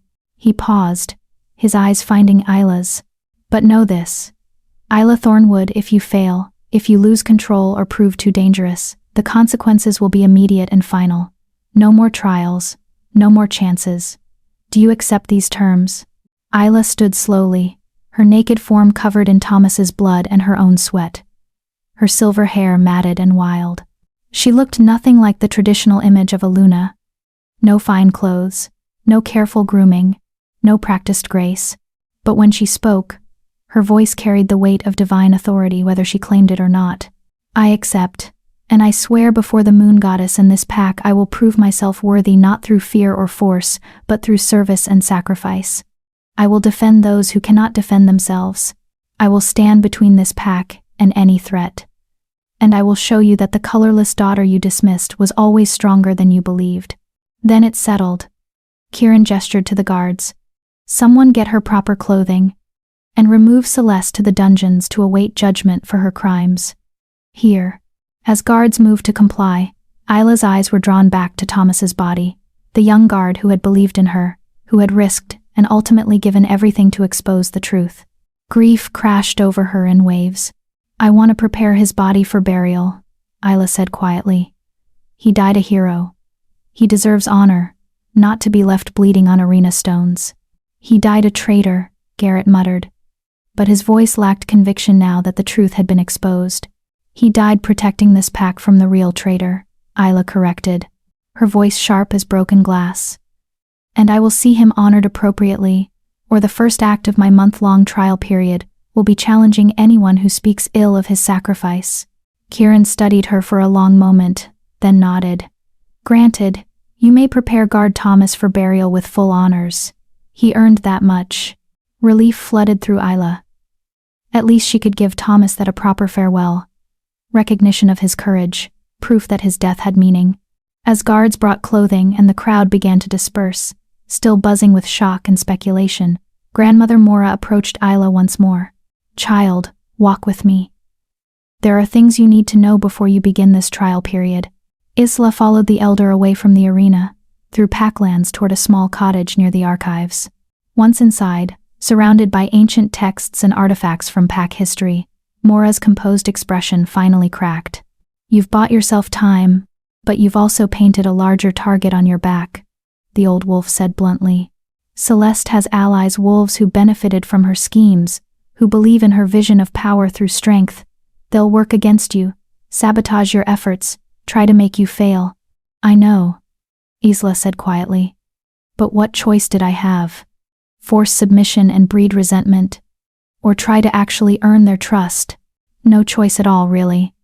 Not for a wolf with your heart." Mora pulled out a leather-bound journal, its pages yellowed with age. "This belonged to the last White Luna to walk these lands, 500 years ago. Her name was Seraphine, and she faced similar challenges. Read her account. Learn from her mistakes, because history, child, has a terrible habit of repeating itself when we forget its lessons." Isla accepted the journal with trembling hands. What happened to her? Mora's expression grew dark. She tried to unite the packs through force. Believed her divine authority gave her the right to command absolute obedience. For a time, it worked. Wolves submitted because they feared her power. But fear is a poor foundation for loyalty. Eventually, the packs rebelled. They pooled their strength and killed her through coordinated attack. Dozens died in the process, but they succeeded in bringing down the White Luna they'd come to see as a tyrant. And the packs went back to warring with each other, having learned nothing except that united effort could topple even divine power. It took another century of bloodshed before the current pack system stabilized. Mora placed a weathered hand on Isla's shoulder. "Don't let fear of being weak make you become tyrannical. And don't let desire for acceptance make you deny who you are. The balance between those extremes is where true leadership lives." "How do I find that balance?" "By doing exactly what you're doing, walking among your pack as one of them, not above them. By listening more than you command. By protecting rather than conquering." Mora's ancient eyes held depths of wisdom. Isla was only beginning to understand, and by remembering that power is a tool, not an identity. "You are Isla first, White Luna second. Never let that order reverse." Isla clutched the journal to her chest. "Thank you for supporting me in the arena, for giving me this. Thank me by surviving the next month, child. Because I'm too old to witness another White Luna's fall. My heart couldn't take it." Despite the harsh words, Mora's expression was fond. "Now go. Prepare your friend for burial. Grieve him properly. Tomorrow, your real trial begins." The next hours passed in a blur of heartache and ritual. Isla washed Thomas's body herself, carefully cleaning away the blood, preparing him for burial according to pack traditions. She wrapped him in white cloth, placed sacred herbs around his body, and sat vigil through the night as was customary for warriors who died defending the pack. Other wolves came to pay respects more than Isla expected. Apparently Thomas had been well liked among the younger guards, respected for his fairness and dedication. Several warriors she didn't know personally shared stories of his kindness, his courage, his quiet determination to do what was right even when it cost him. "He believed in you," Finn Riverside said when he came to offer respects. "Last week he told me you were going to surprise everyone, that the White Luna would prove herself worthy and shame all the wolves who'd mocked the colorless daughter. He was proud to help you, even knowing the risk." Tears slipped down Isla's cheeks. He shouldn't have died for me. He should have stayed quiet, stayed safe. Then Celeste would have succeeded, and dozens more would be dead. Thomas made his choice knowing the cost. Honor that choice by making sure his sacrifice mattered. Finn met her eyes steadily. Prove him right, Isla. Show us all that he didn't die for nothing. At dawn, they buried Thomas in the Pack cemetery with full honors. Alpha Kieran himself spoke words of remembrance, acknowledging Thomas's courage in exposing Celeste as treason. The young guard was laid to rest among warriors and heroes, his name carved in stone so it would be remembered. Isla stood at the graveside long after others left, her hand pressed against the earth that covered her friend. "I'll make it count," she whispered. "I promise, Thomas. Your death will mean something. I'll prove that truth and courage matter more than power and manipulation. I'll show them the Pack you believed we could be." The wind rustled through leaves overhead, and for just a moment, Isla imagined she felt Thomas's approval, a gentle presence that seemed to say, "I know you will." By afternoon, Isla's trial period officially began. She was assigned to work with the Border Patrol specifically, helping to defend against the remaining rogues from Celeste's corrupted army. Many of the shadow-touched wolves had scattered when their leader fell, but some remained dangerous and unpredictable. The patrol captain was a grizzled female wolf named Captain Vera who regarded Isla with open skepticism. "White Luna or not, you follow my commands out here," Vera said bluntly. "I don't care about divine blessings or political games. I care about keeping my wolves alive and our borders secure. You prove you can do that, we'll get along fine. You prove a liability, and I'll personally recommend your exile." "Clear?" "Crystal clear, Captain," Isla responded. "What do you need me to do?" Vera looked surprised by the lack of argument, but recovered quickly. "We're doing a sweep of the northern forest where most recent attacks originated. You'll work with Finn's squad. Stay in formation, follow orders, and for the goddess's sake, don't shift unless specifically commanded. Your size makes you too visible and draws attention we don't need on reconnaissance." The work was hard, tedious, and nothing like Isla imagined proving herself would be. Hours of careful tracking through dense forest, searching for signs of rogue presence, marking territories, checking trap lines. Unglamorous grunt work that left her exhausted and filthy, but she did it without complaint. Over the following days, a pattern emerged. Isla worked wherever she was assigned: border patrol, kitchen duty, helping repair buildings damaged in attacks, assisting the healers with wounded warriors. She took the jobs no one else wanted, worked longer hours than required, and never once invoked her status as White Luna to demand special treatment. Slowly, grudgingly, attitudes began to shift. "She's not what I expected," Isla overheard one warrior tell another during a patrol break. "Figured a White Luna would be all arrogant and demanding. But she just works like any other wolf." "Still don't trust her," the other responded. "That much power in one wolf is dangerous, compliant or not."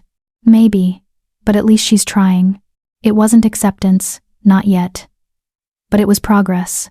The real test came 2 weeks into her trial period, when a massive rogue attack hit the eastern border. Isla was on patrol with Finn's squad when the howl went up, a warning cry that spoke of multiple hostiles, coordinated assault, pack members in danger. Captain Vera's voice crackled through the mental link all patrol wolves shared. "All units converge on Eastern Checkpoint 7.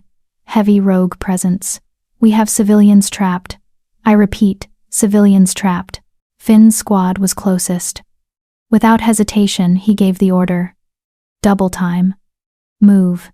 They ran through the forest, shifting to wolf form for speed. Isla's massive white wolf loped alongside the others, careful to match their pace rather than outdistancing them despite her superior size and speed. They burst into a clearing to find chaos. At least 15 rogues, all bearing the marks of Celeste's shadow corruption, with red eyes and dark fur, had surrounded a group of 5 pack members. 3 were warriors who'd been escorting 2 civilians back from an outlying settlement. The warriors were wounded, struggling to keep the rogues at bay while protecting their charges. "Formation Beta," Finn commanded. "Protect the civilians. Isla, you." But Isla was already moving. Her massive white wolf crashed into the rogue line like an avalanche, scattering corrupted wolves in all directions. She was larger, stronger, and fueled by righteous purpose. These were Celeste's creatures, abominations created through dark magic to harm her pack. Her pack. When had she started thinking of Crescent Valley as truly hers? A rogue lunged for her throat.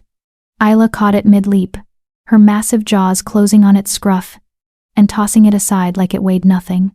Another attacked from behind. She spun, surprisingly agile for her size, and slammed her shoulder into it with enough force to crack ribs. "Fall back," she commanded through the mental link, and was shocked when the rogues actually hesitated. Her white Luna authority worked even on corrupted wolves, not enough to control them, but enough to momentarily confuse their pack instincts. That moment was all Finn's squad needed. They surged forward in coordinated attack, working together to bring down rogues while Isla held the center, a massive white bulwark between the enemy and the civilians they were protecting. The battle was brutal and swift. Within minutes, the rogues were either dead or fleeing back into the forest. The clearing fell silent except for heavy breathing and the whimpers of wounded. Isla shifted back to human form, the transition smooth and controlled now after weeks of practice. Casualties? 2 warriors wounded, not life-threatening, Finn reported, also shifting back. Civilians unharmed thanks to you. That was incredible. That was terrifying. One of the civilians, a young female holding a child, breathed. She looked at Isla with eyes wide with awe and residual fear. "You saved us. The White Wolf actually saved us." Isla helped the wounded warriors to their feet, careful with her newfound strength. "I'm just glad we got here in time. Can you walk? We need to get you to the healers." As they made their way back to Packlands, Isla was acutely aware of the looks she was receiving. Not fear, not this time. Not worship of her power, but gratitude. And perhaps the beginnings of trust. That night, Captain Vera approached Isla at the patrol barracks. "You disobeyed orders," Vera said flatly. Isla's heart sank. She'd acted on instinct, moved to protect without waiting for commands. "I'm sorry, Captain. I saw civilians in danger and You did exactly what you should have done," Vera interrupted, the ghost of a smile touching her weathered face. "Quick thinking, decisive action, putting others before yourself. That's what I need from warriors under my command. You proved today that you're not just powerful, you're reliable in crisis. That matters more than any divine blessing." The praise caught Isla off guard. "Thank you, Captain. Don't thank me yet. You've still got 2 weeks before the pack vote." "But," Vera hesitated, then extended her hand. "But you've earned my vote. For what it's worth." Isla shook the offered hand, feeling emotion well up in her throat. "It's worth everything, Captain. Thank you." As Vera walked away, Finn approached with a grin. "See? I told you they'd come around."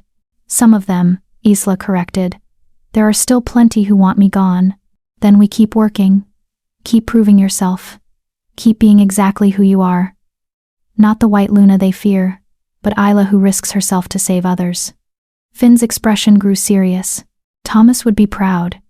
You're becoming exactly what he believed you could be." Isla looked up at the full moon rising over Packlands. Somewhere up there, maybe Thomas was watching. Maybe he knew she was trying her hardest to honor his sacrifice. 2 more weeks, she thought. 2 more weeks to prove I deserve a place here. To show them the colorless daughter was always worthy, she just needed the chance to prove it. Her wolf stirred contentedly in her mind, no longer separate but integrated. They were one now, human and beast, mortal and divine, working together toward a common goal. And for the first time since her shift, Isla felt something she'd never experienced before.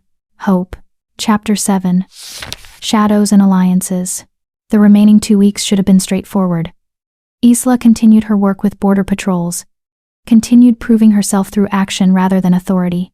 More wolves were coming around, not all, but enough that she could feel the tide slowly turning in her favor. Then the sabotage began. It started small. Isla's patrol assignments would mysteriously change at the last minute, sending her to locations where no rogue activity existed while actual attacks happened elsewhere. Her equipment would go missing: weapons, communication crystals, even basic supplies. Messages she sent would fail to arrive at their destinations. At first, Isla thought it was coincidence, bad luck. The chaos of a pack still recovering from Celeste's betrayal. But after the third coincidence nearly got her entire squad killed when they walked into an ambush with faulty information, she knew better. Someone was actively working against her. It's Celeste's loyalists, Finn said grimly as they sat in the patrol barracks after another close call. The wolves who benefited from her schemes, who believed in her vision of power.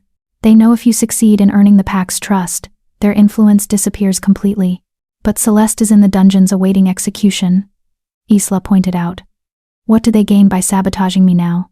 Revenge, chaos. Maybe they think if you fail, they can argue for mercy, for Celeste claims she was framed, that the real threat was you all along. Finn grimaced. Or maybe they're just bitter that their chosen Luna turned out to be a murderous traitor, and they're taking it out on you. Isla rubbed her temples, exhaustion making her bones ache.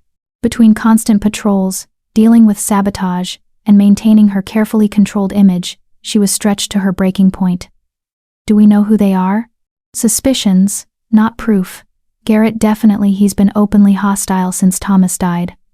A few of the older council members who were close to Celeste. Some warriors who resent that you're earning Captain Vera's respect. Finn leaned forward. But we need to be careful. If we start throwing around accusations without evidence, we'll look paranoid and unstable. Exactly what they want. So we gather evidence. Isla's mind was already working through possibilities. My mental abilities have grown stronger since Thomas and I started training. I can sense emotions from farther away now, sometimes even catch surface thoughts if a wolf isn't guarding them. If I can identify who's sabotaging us and find proof, that's incredibly dangerous. A new voice interrupted. They both turned to find Grandmother Mora standing in the doorway, her ancient eyes sharp despite her age. Elder, Finn stood quickly in respect. We didn't hear you approach. Few do anymore. One benefit of being old, people forget. You can still move quietly. Mora entered the barracks, lowering herself carefully onto a bench. I've been watching the situation develop. Celeste's remaining allies are indeed working against you, Isla. But there's something more troubling at work. What do you mean? Isla asked. Mora pulled out a small leather pouch and emptied its contents onto the table between them. Isla recognized the items immediately: scraps of dark fur, claws stained with something that looked like dried blood, and small carved stones inscribed with symbols that made her skin crawl. These were found in various locations around Packlands, Mora explained. Hidden in the patrol barracks, buried near the Alpha's residence, concealed in the archives. They're shadow magic totems, artifacts designed to spread corruption and discord. Finn paled. But Celeste is locked away. She can't be placing these. No, but her network can, and these totems suggest something worse than simple sabotage. Mora's weathered finger traced one of the symbols. This particular configuration is designed to weaken barriers between our world and the Shadow Realm. If enough of these are placed and activated simultaneously, the Shadow Realm could breach into our territory. Isla finished, horror dawning. Celeste's allies aren't just trying to make me fail. They're trying to tear down the barriers protecting our pack from direct shadow invasion. Precisely. Which means Celeste's plan didn't end with her capture. She has contingencies in place, followers who will continue her work even if she's executed. Mora met Isla's eyes gravely. Child, you need to find and destroy these totems before they're activated. And you need to identify who's placing them before they complete the ritual that would bring shadow corruption directly into Crescent Valley. How much time do we have? Days, at most. The full moon is in 3 nights. Shadow magic is strongest under the moon's full light. They'll likely attempt the ritual then. Mora stood slowly. I'm too old to hunt down conspirators. But you, with your mental abilities and your wolf's power, might be able to sense the corruption these totems carry. Track them to their source. Isla's mind raced. If I'm caught using my abilities to read wolves' minds, even for good reasons, it could backfire. They could claim I'm the threat, invading their thoughts. Then don't get caught, Mora said simply. Sometimes, child, doing what's right means taking risks. You've been playing by their rules, trying to prove yourself through conventional means. But your enemies aren't playing fair. Perhaps it's time you reminded them why White Lunas are feared as well as revered. After Mora left, Finn turned to Isla with concern written across his features.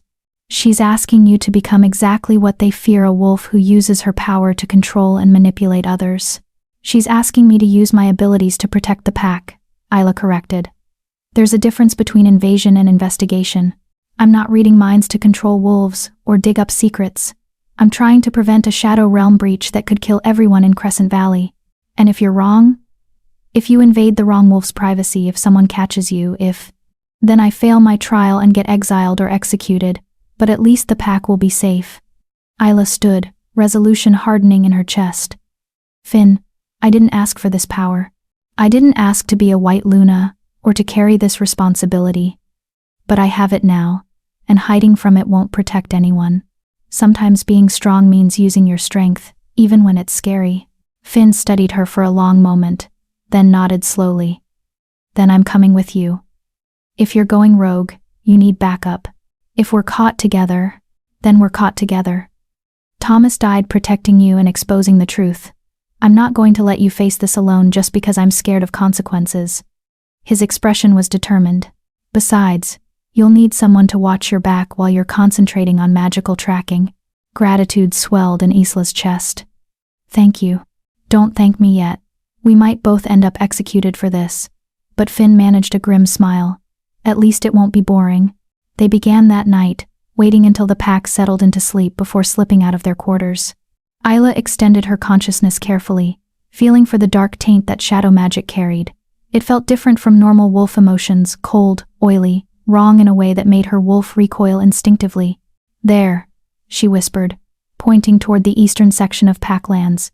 I can feel something. Corrupted. Like a wound in the fabric of reality. They moved silently through the darkness, Isla following the sensation of wrongness while Finn watched for patrols. The trail led them to a storage building near the training grounds, a place where weapons and equipment were kept. Inside, hidden behind crates of practice weapons, they found 3 more totems. Isla reached for them carefully, feeling the malevolent energy radiating from the carved stones. Don't touch them directly, Finn warned. Use cloth, or... But it was too late. The moment Isla's fingers brushed the largest totem, power surged through her, not her own power, but something dark and invasive that tried to latch onto her consciousness. Images flooded her mind. Celeste in the dungeons, not defeated but triumphant, speaking to shadows that moved with intelligence. My sister thinks she's won. Let her believe it. When the moon is full and the totems activate, the shadow army will pour through. They'll slaughter the pack, take my place as true rulers of these lands, and the White Luna will watch everything she tried to save burn. The vision shifted. Garrett, the cruel guard who tormented Isla, placing totems in hidden locations throughout Packlands. Not alone. With him were 3 other wolves. Council member Thorn, a senior warrior named Dax, and surprisingly, one of the pack healers, an older female named Miriam. 30 totems total, Garrett was saying in the memory. Positioned to create a perfect circle around Packlands. When activated simultaneously, the barriers will shatter and our true masters will arrive. And Celeste? Miriam asked. 2 will be freed in the chaos. The Shadow King has promised her power beyond imagining. She'll rule not just one pack but all the territories, with shadow warriors as her army. Garrett's smile was cruel. And the White Luna will be the first to fall. Isla gasped and jerked her hand away from the totem, breaking the connection. She stumbled backward, and Finn caught her before she fell. What happened? What did you see? Everything. Isla's voice shook. I saw Celeste's backup plan. There are 30 totems total, positioned in a circle around our territory. On the full moon, they'll activate simultaneously and breach the barriers between worlds. A shadow army will pour through, kill our pack, and free Celeste to rule over the survivors. 30 totems. Finn looked horrified. We've only found 6. And we have 3 days to find and destroy the rest, and identify the conspirators without alerting them that we know. Isla's mind was racing. If they realize we're onto them, they might activate the totems early, before we can stop them. Who are they? Did you see? Isla rattled off the names from her vision. Finn's expression grew progressively grimmer with each one. Counselor Thorn is respected, powerful. Dax commands one of our largest warrior units. And Miriam, she's the head healer. People trust her implicitly. Finn ran a hand through his hair. Even with proof, bringing accusations against them will be difficult. They have allies, influence. Then we don't bring accusations. Not yet. Isla carefully wrapped the totems in cloth, ensuring she didn't touch them directly again. We find the remaining totems, destroy them, And on the full moon, when they try to activate the ritual, and nothing happens, that's when we expose them. Catch them in the act of attempting treason. That gives them 3 days to potentially discover what we're doing and kill us to stop it, Finn pointed out. I know. But it's our best option. Isla met his eyes. Are you still with me? Finn's answer was to draw his blade. Always. Now let's go find some more totems before sunrise. The next 3 days were the most intense of Isla's life. During the day, she maintained her normal routine patrols, training, proving herself to skeptical pack members. She smiled, worked hard, and gave no indication that anything was wrong. At night, she and Finn hunted totems. Isla's abilities grew stronger with use. She learned to sense the shadow corruption from farther away, could pinpoint totem locations with increasing accuracy. But each totem she touched gave her flashes of memory, glimpses of Celesta's plans, and exposure to shadow magic that left her feeling contaminated and sick. By the second night, they'd found and destroyed 15 totems. Halfway there. By the third night, the night before the full moon, they'd located 27. 3 remained hidden, and time was running out. Where would you hide a totem if you wanted it protected above all others? Isla asked as they huddled in the archives. Exhausted and filthy from nights searching, Finn thought hard. Somewhere defensible, somewhere only trusted wolves can access. His eyes widened. The Alpha's residence, or the dungeons. The dungeons, Isla breathed. Of course. Where else would Celesta's allies place the most important totems? Right near their imprisoned leader, where pack members rarely go, and the shadows are already deep. But the dungeons are heavily guarded. We can't just walk in without raising suspicion. Isla's jaw set with determination. Then we don't walk in. We get permission. From who? Kieran? You think the Alpha will just let you waltz into the dungeons the night before the full moon on a hunch? Not a hunch, a certainty. Isla stood, her decision made, and yes, I think if I'm honest with Kieran about what we've discovered, he'll listen.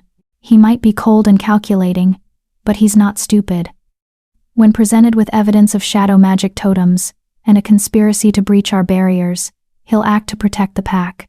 Or he'll think you're fabricating evidence to attack Celeste's remaining supporters and consolidate your own power.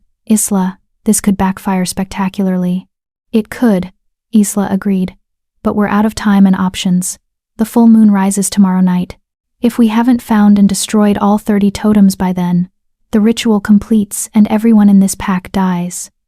I'll risk Kieran's suspicion to prevent that. Finn stared at her for a long moment, then sighed. You know, when I first spoke up for you at your trial, I thought I was defending a scared, powerless girl who deserved kindness. I'm realizing now that you were never powerless. You were just waiting for the right moment to show everyone what you truly were. And what am I? Isla asked softly. A leader, Finn said simply. Whether you want to be or not. Whether they're ready for you or not. You're exactly what this pack needs, someone willing to risk everything to do what's right, regardless of personal cost. His words settled over Isla like a mantle. Heavy. Significant. Terrifying. Then let's go talk to the Alpha, she said, and hope he's ready to believe the impossible. Alpha Kieran's residence was impressive. A large stone structure at the heart of packlands that spoke of power and permanence. Guards stood at attention at the entrance, their eyes widening when they saw Isla and Finn approaching in the late night hours. We need to speak with the Alpha, Isla said clearly. It's urgent. A matter of pack security. The Alpha is not receiving visitors at this hour, one guard responded, though his tone was less hostile than it might have been weeks ago. Isla's actions on patrols had earned grudging respect even from wolves who didn't fully trust her. He'll want to hear this, Isla pressed. Tell him Isla Thornwood has discovered a shadow magic conspiracy that threatens the entire pack. If he refuses to see me, the blood of every wolf in Crescent Valley will be on his hands. The guards exchanged glances. Finally, the senior of the two nodded. Wait here, I'll inform the Alpha. 5 tense minutes later, they were ushered inside to Kieran's private study. The Alpha sat behind a massive desk, carved from dark wood, his expression unreadable as they entered. This had better be genuine, Kieran said without preamble. If you're wasting my time or fabricating crisis to manipulate your trial outcome, look at these. Isla dumped the cloth-wrapped totems onto his desk. 27 shadow magic artifacts hidden throughout Pact territory, set to activate tomorrow night under the full moon. If they all trigger simultaneously, they'll breach the barriers between our world and the Shadow Realm. An army of corrupted creatures will pour through, slaughter our pack, and free Celeste to rule over whatever's left. Kieran stared at the totems, his expression carefully controlled. But Isla caught the flash of shock, then fury in his dark eyes. Where did you find these? Hidden in storage buildings, patrol stations, even the archives, placed by Celeste's remaining loyalists Garrett, Counselor Thorne, Dax, and Miriam. Isla met his gaze steadily. I know accusing respected pack members is serious, but I've seen their involvement through visions when I touch the totems. Shadow magic leaves imprints, memories. I can prove everything I'm saying. By using your abilities to read artifacts and possibly invade others' minds. Kieran's voice was sharp, exactly the kind of power people fear from a white Luna. Yes, Isla said simply. I used my abilities, because the alternative was letting 30 shadow totems activate and kill everyone I'm trying to protect. If that makes me dangerous, so be it. But I'd rather be dangerous and save lives than safe and watch people die. Kieran studied her for a long moment. Then, surprisingly, he laughed short and bitter. You really are nothing like your sister. Celeste would have used this information as leverage, would have manipulated the situation for maximum political gain. You just lay it all out and accept the consequences. I don't have time for manipulation. The full moon is tomorrow night. Isla leaned forward. We've destroyed 27 totems. 3 remain. I believe they're hidden in the dungeons, near where Celeste is imprisoned. But I can't access that area without your permission. And if I refuse, if I decide this is all an elaborate ploy to gain access to sensitive areas, then tomorrow night, the barriers fall, shadows pour through, and you can comfort yourself with the knowledge that you maintained protocol while everyone died. Isla's voice was hard. I'm not asking you to trust me, Alpha. I'm asking you to look at the evidence and make the logical choice. Either I'm telling the truth and we stop this tonight, or I'm lying, and you can execute me tomorrow for treason. Either way, you lose nothing by checking the dungeons. Kieran was silent for another long moment. Then he stood, his decision made. Finn, you'll remain here. If this is a trap, you're my hostage, ensuring Isla's cooperation. He moved toward the door. Isla, you're with me. We're going to the dungeons. And if you're wrong, if this is manipulation or false accusation, I will personally see to your execution before the full moon rises. Understood, Isla said steadily. Let's go. As they left Finn behind, his expression torn between concern and trust, Isla sent one final thought to her friend through their mental link. If this goes wrong, tell everyone the truth. Tell them I tried. Tell them Thomas's sacrifice wasn't for nothing. Finn's response came immediately. It won't go wrong. You're too stubborn to fail now. Isla hoped he was right, because in a few minutes, she'd either save her pack or condemn herself beyond redemption, and there was no turning back now. Chapter 8, The Dungeon's Truth. The dungeons beneath Pact territory were even more oppressive than Isla remembered from her brief imprisonment. Each step down the narrow stone staircase felt like descending into something that predated Crescent Valley itself, ancient stones slick with moisture, air thick with the weight of suffering and despair. Alpha Kieran moved ahead of her, his posture tense and alert. He hadn't spoken since they left his residence, and Isla couldn't read his emotions clearly. The Alpha had decades of practice shielding his thoughts and feelings from empathic wolves. 2 guards stood at attention at the dungeon entrance, wolves Isla didn't recognize, but who stiffened when they saw their Alpha approaching with the white Luna in tow. Open the way, Kieran commanded. We're conducting an inspection. Alpha, it's past midnight. Protocol states. I don't care what protocol states. Open, now. The guards complied, though their expressions suggested they thought their Alpha had lost his mind, bringing Isla Thornwood into the dungeons in the dead of night. The corridor beyond was lined with cells, most empty but a few containing prisoners, rogues captured during raids, wolves who'd committed serious crimes. At the very end, in the deepest, most secure cell, sat Celeste. Isla's sister looked diminished from her imprisonment. Her golden hair was matted and dull, her beautiful face gaunt, but her eyes, those cold blue eyes, still blazed with intelligence and hatred as Isla and Kieran approached. Well, Celeste's voice was hoarse but cutting. The loving couple comes to visit. How sweet. Have you come to gloat, dear sister? To show me how thoroughly you've stolen everything I worked for? I've stolen nothing, Isla said quietly. I'm just trying to protect what you tried to destroy. Touching. Celeste's smile was sharp as broken glass. Tell me, Kieran, has she seduced you yet? Used her divine feminine wiles to make you forget that she's a colorless aberration who should have been drowned at birth? Enough. Kieran's voice cracked like a whip. Your execution is scheduled for 3 days from now. I suggest you spend your remaining time making peace with the goddess rather than spewing venom. The goddess? Celeste laughed, bitter and unhinged. The goddess abandoned me the moment she gave the white Luna blessing to her instead of me. I was perfect, beautiful, strong, everything a Luna should be.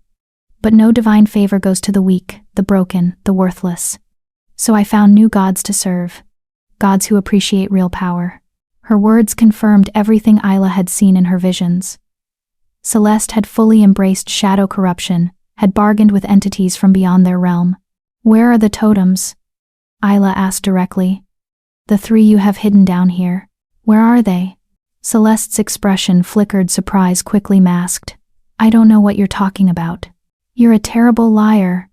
Isla closed her eyes, extending her senses. The shadow corruption down here was thick, making it hard to isolate individual totem locations. But they're faint pulses of dark energy, hidden but present. There, behind the wall across from your cell. And there beneath the floor near the guard station. And the third. Her eyes snapped open, fixing on Celeste. Inside your cell. You've been guarding one personally. Celeste's smile turned vicious. Clever girl. But it won't matter. Even if you destroy the totems. My followers know the ritual. They'll find another way. Shadow always finds a way.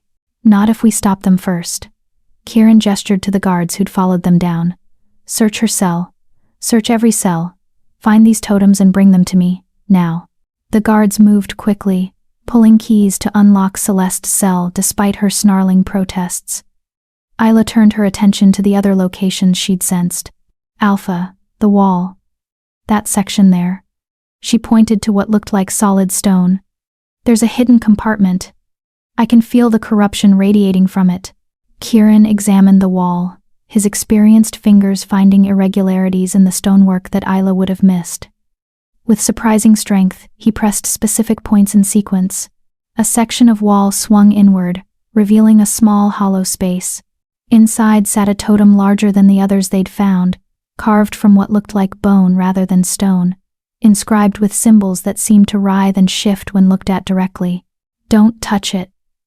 Isla warned as Kieran reached for the artifact. The corruption transfers on contact. Let me. But Kieran had already grasped the totem. His body went rigid, his eyes rolling back as visions slammed into him the way they had Isla when she'd first touched the artifacts. Isla grabbed his arm, steadying him, and through their contact she caught fragments of what he was seeing. Celeste, months before her exposure, meeting with something that wasn't quite wolf and wasn't quite human. A creature of pure shadow promising power, promising armies, promising dominion over all the packs if only she would serve.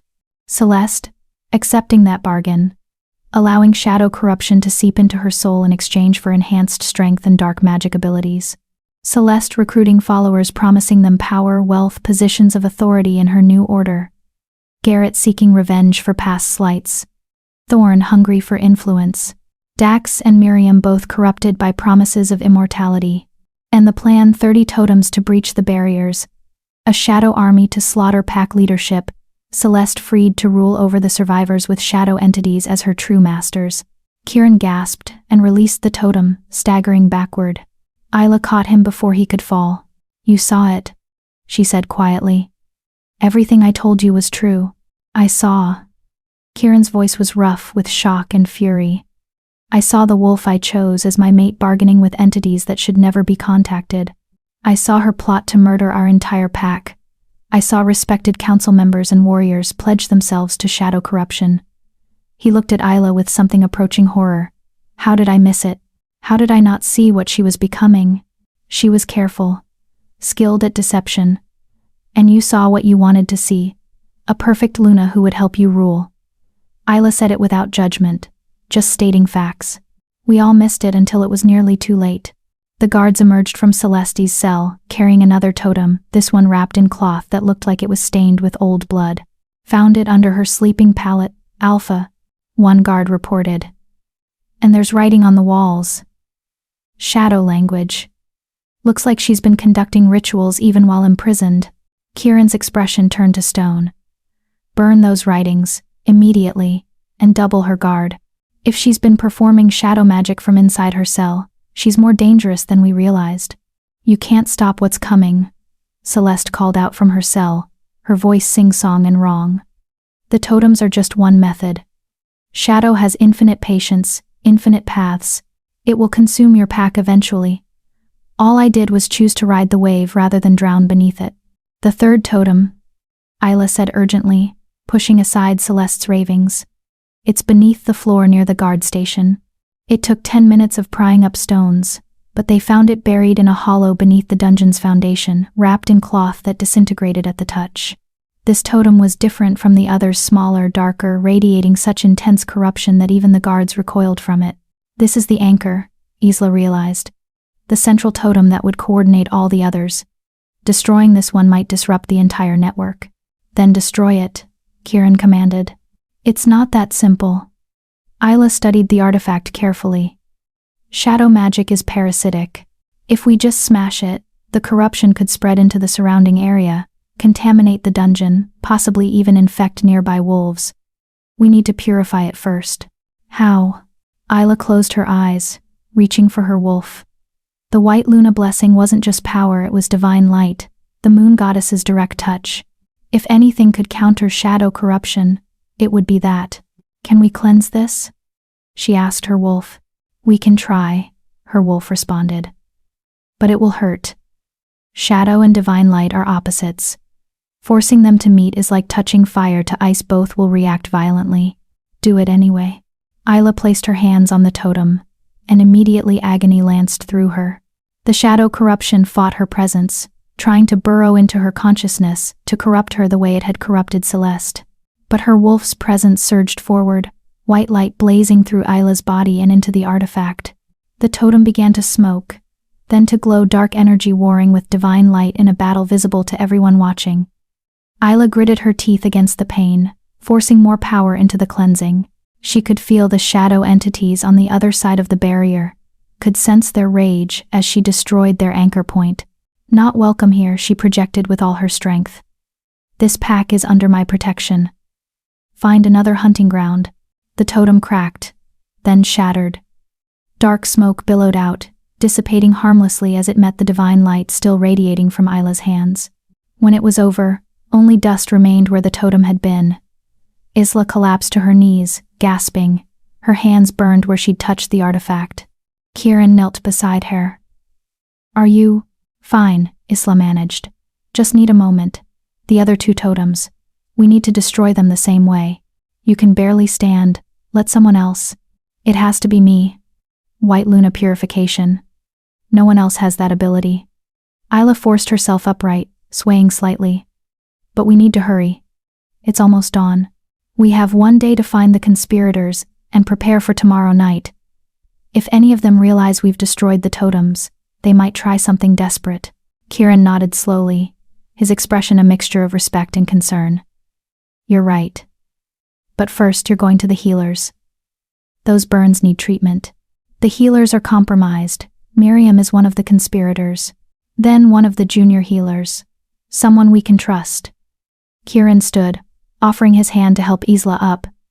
You've proven yourself tonight, White Luna. Whatever doubts I had about you are gone. You risked yourself to save this pack. That's not the action of a threat, it's the action of a true Luna. The words should have felt like victory. Instead, they felt like a weight settling on Isla's shoulders. The title she'd been trying to earn suddenly felt very real and very heavy. I'm not trying to take Celeste's place, Isla said quietly. I'm not trying to be your mate or Luna of this pack through political maneuvering. I know, Kieran said, surprising her. You're trying to earn acceptance as a pack member. Respect as a person, not worship as a divine figure. But Isla, you need to understand something. The pack doesn't need another member. We have plenty of those. What we need, what we've been lacking, is a Luna who genuinely cares about the wolves she leads. Someone who'll risk herself to protect others, who'll use power for defense rather than domination. He met her eyes, and for the first time, Isla saw the man beneath the alpha authority tired, betrayed, trying desperately to hold together a pack fractured by treason. I'm not asking you to be my mate, Kieran continued. That would be inappropriate on multiple levels, and frankly, neither of us wants that kind of complication. But I am asking you to consider that earning acceptance and claiming your rightful position aren't mutually exclusive. You can be Isla and the White Luna. You can be both. Before Isla could respond, shouting erupted from above. The guards at the dungeon entrance were calling down in alarm. Alpha. The pack is under attack. Rogues at the southern border, dozens of them. Kieran's expression hardened. It started. The conspirators must have realized we found the totems. They're forcing a confrontation now rather than waiting for tomorrow. Or, Isla said grimly, this was always part of the plan. Attack from outside, while shadow corruption weakens us from within. A coordinated assault from multiple fronts. They raced up the stairs, emerging into chaos. Warriors were scrambling to arm themselves. Civilians were being herded to safe houses, and in the distance, howls of combat echoed through the pre-dawn darkness. Captain Vera appeared, her expression grim. Alpha, it's bad. At least 40 rogues, all shadow corrupted. They're hitting the southern border in coordinated waves. This isn't a raid, it's an invasion. Mobilize all combat units, Kieran commanded. Full defensive formation. Protect the civilians first, then push the rogues back beyond our territory line. And the totems? Isla asked urgently. We still have 2 more to destroy. If the attack is a distraction, then we deal with both threats simultaneously. Kieran turned to Vera. Captain, you have field command. Coordinate the defense. Isla and I will handle the remaining totems and the traitors within our ranks. Vera looked shocked. Alpha, with respect, you should be leading the defense, not chasing conspirators in our own territory. Captain, if we don't stop the shadow corruption from within, it won't matter if we win this battle. The rot will spread and consume us eventually. Kieran's voice was iron-hard authority. I'm trusting you to defend our pack. Trust me to cut out the cancer trying to destroy us from inside. Vera hesitated, then saluted sharply. Yes, Alpha. We'll hold the line. As warriors streamed toward the southern border, Kieran turned to Isla. The remaining totems. Where are they? Isla closed her eyes, reaching out with her senses despite her exhaustion. The shadow corruption was harder to detect now, whether because the destruction of the anchor totem had weakened the network or because the chaos of battle was drowning out her abilities, she couldn't tell. But they're faint but present. 2 pulses of dark energy, both in locations that made terrible sense. The council chambers, Isla breathed, and the Alpha's residence. They hid totems in the 2 most secure, most symbolic locations in pack territory. Kieran's jaw clenched. Bold. And it means the conspirators have access to areas most wolves can't reach. High-ranking positions, trusted individuals. Counselor Thorne, for the council chambers, and for your residence. Isla's eyes widened with horrified understanding. Garrett, he was assigned to your personal guard rotation last month. Celeste arranged it so her loyalists would have access to plant totems exactly where they'd do the most damage. Then we split up, Kieran decided. I'll take the council chambers. You take my residence. Alpha, if we split up and the conspirators are there, then we fight them and destroy the totems simultaneously. Isla, we're out of time. The sun is rising, we have shadow-corrupted rogues invading from outside and traitors sabotaging from within. We can't afford caution anymore. He was right, and Isla knew it. But the thought of facing Garrett alone, the cruel guard who'd tormented her, who was likely backed by other corrupted wolves, sent fear racing through her veins. We are not alone, her wolf reminded her. We are the White Luna. We are divine light made flesh, and we will not fail. Okay, Isla said, steadying herself. Council chambers for you, your residence for me. We destroy the totems, expose the traitors, and end this before the full moon rises tonight. Kieran nodded, already moving toward the council building. But he paused. looking back at Isla one final time. Whatever happens, whether you choose to stay as our Luna or leave when this is over, thank you for caring enough to fight for a pack that treated you terribly. That takes more strength than any divine blessing could provide. Then he was gone, running toward his destination while Isla turned toward his residence and the confrontation that awaited her there. The sun was cresting the horizon, painting the sky in shades of red and gold, beautiful and ominous like blood and fire mixing in the clouds. Red sky at morning, the old saying went. Sailors take warning, or in this case, white lunas take warning, because Isla was about to walk into a trap, and they both knew it. But she went anyway, because that's what leaders did. They walked into danger so others wouldn't have to. And whether she wanted the title or not, whether she'd earned it or not, Isla was beginning to understand that she'd been a leader all along. She'd just been waiting for a pack worth leading. Chapter 9. The Blood Moon Rising. The Alpha's residence stood silent and imposing in the growing dawn light. Too silent. No guards at the entrance, no servants moving through the grounds preparing for the day.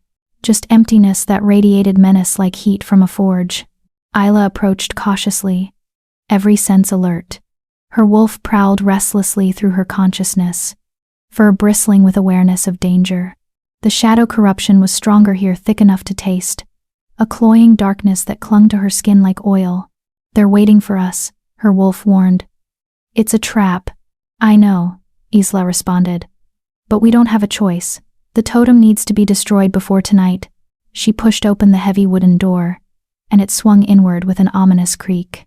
The entrance hall beyond was dim despite the morning light, shadows seeming to writhe in corners where sunlight should have banished them. Hello, colorless. Garrett stepped out from behind a pillar, and Isla's breath caught. The guard looked wrong, his eyes glowed faintly red in the dimness. His skin had taken on a grayish cast, and when he smiled, his teeth seemed too sharp, too many. Shadow corruption. Advanced stages.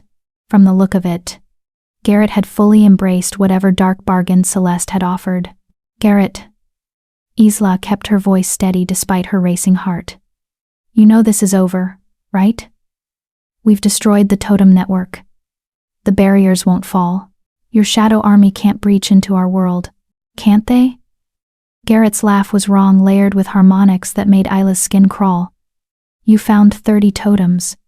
But did you really think that was all? That we'd put all our faith in one ritual, one method? Cold dread settled in Isla's stomach. How many more? Enough. Garrett began to circle her, predatory and confident. Scattered throughout the forests surrounding packlands. Buried in locations you'll never find before tonight. And tonight, when the blood moon rises. Blood moon? Isla interrupted. The calendar shows a normal full moon. The calendar lies. Or rather, it's incomplete.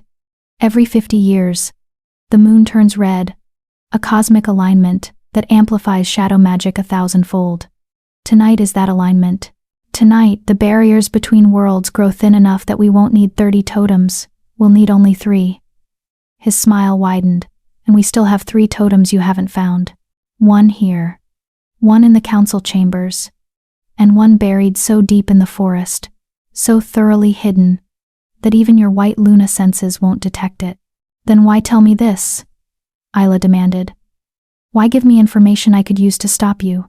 Because you won't leave this building alive to use it. Garrett's form began to shift not into wolf, but into something else.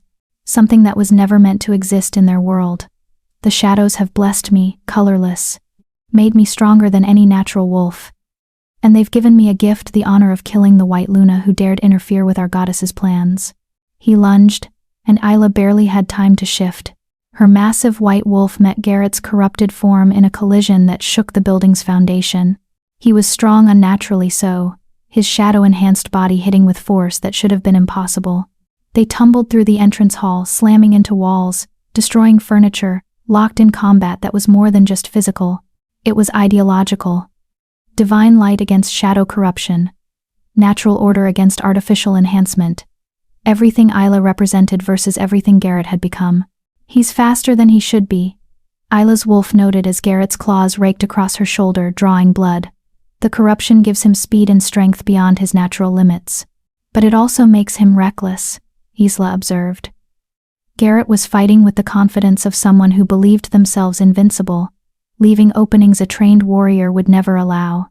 Isla waited for one such opening, Garrett overextending on a lunge and struck. Her massive jaws closed on his corrupted arm and she twisted, using her superior size to throw him across the room. He slammed into a stone pillar hard enough to crack it. "You're strong," Garrett wheezed, pulling himself upright. "I'll give you that, colorless. But strength isn't enough. You're still the weak girl who couldn't keep up in training, who was mocked by everyone, who had to be locked away because you couldn't control your own wolf. Shadow saw what you really are, a coward hiding behind divine blessing you don't deserve." The words were designed to hurt, to provoke an emotional reaction that would make Isla sloppy, and a month ago, they might have worked. But Isla had spent the past weeks learning who she really was. Not the colorless daughter they'd mocked, not the dangerous white Luna they'd feared, but someone in between, strong enough to protect others, humble enough to ask for help, and wise enough to know that words from a corrupted traitor carried no weight. "He's trying to distract us," her wolf said. "Keep us focused on him while something else." Understanding hit like lightning. "You're not alone here." Garrett's smile confirmed it a second before 3 more corrupted wolves emerged from doorways around the hall. Isla recognized one, Dax, the senior warrior. The other 2 were younger wolves she'd seen around Packlands but didn't know personally. All bore the signs of shadow corruption: red eyes, grayish skin, movements that were slightly wrong in ways that made her instincts scream danger. 4 against 1, Garrett said pleasantly. "Even a white Luna has limits. You're about to discover yours." They attacked simultaneously, coordinated and vicious. Isla's massive form gave her advantages in reach and power. But against 4 opponents who had abandoned natural wolf instincts in favor of shadow-enhanced aggression, those advantages rapidly diminished. Claws and teeth tore at her from multiple angles. Isla fought back desperately, her divine light burning where it touched corrupted flesh, but for every wound she inflicted, she received 2 in return. "We're going to die here," part of her whispered. "We're going to fail, and tonight the barriers will fall, and the pack will be slaughtered." "No." Her wolf's presence surged forward, with fury that burned like the sun. "We are the White Luna. We carry the moon goddess's blessing. We do not fall to corrupted half-wolves who sold their souls for power they couldn't earn." Power exploded from Isla's form, pure divine light that blazed through the entrance hall like a physical force. The corrupted wolves shrieked and recoiled, their shadow-touched bodies smoking where the light hit them. Isla pressed her advantage. She was larger, stronger, and now fueled by righteous fury that wouldn't be denied. She caught Dax by the throat and slammed him into the ground hard enough to crack stone. One of the younger wolves lunged at her back.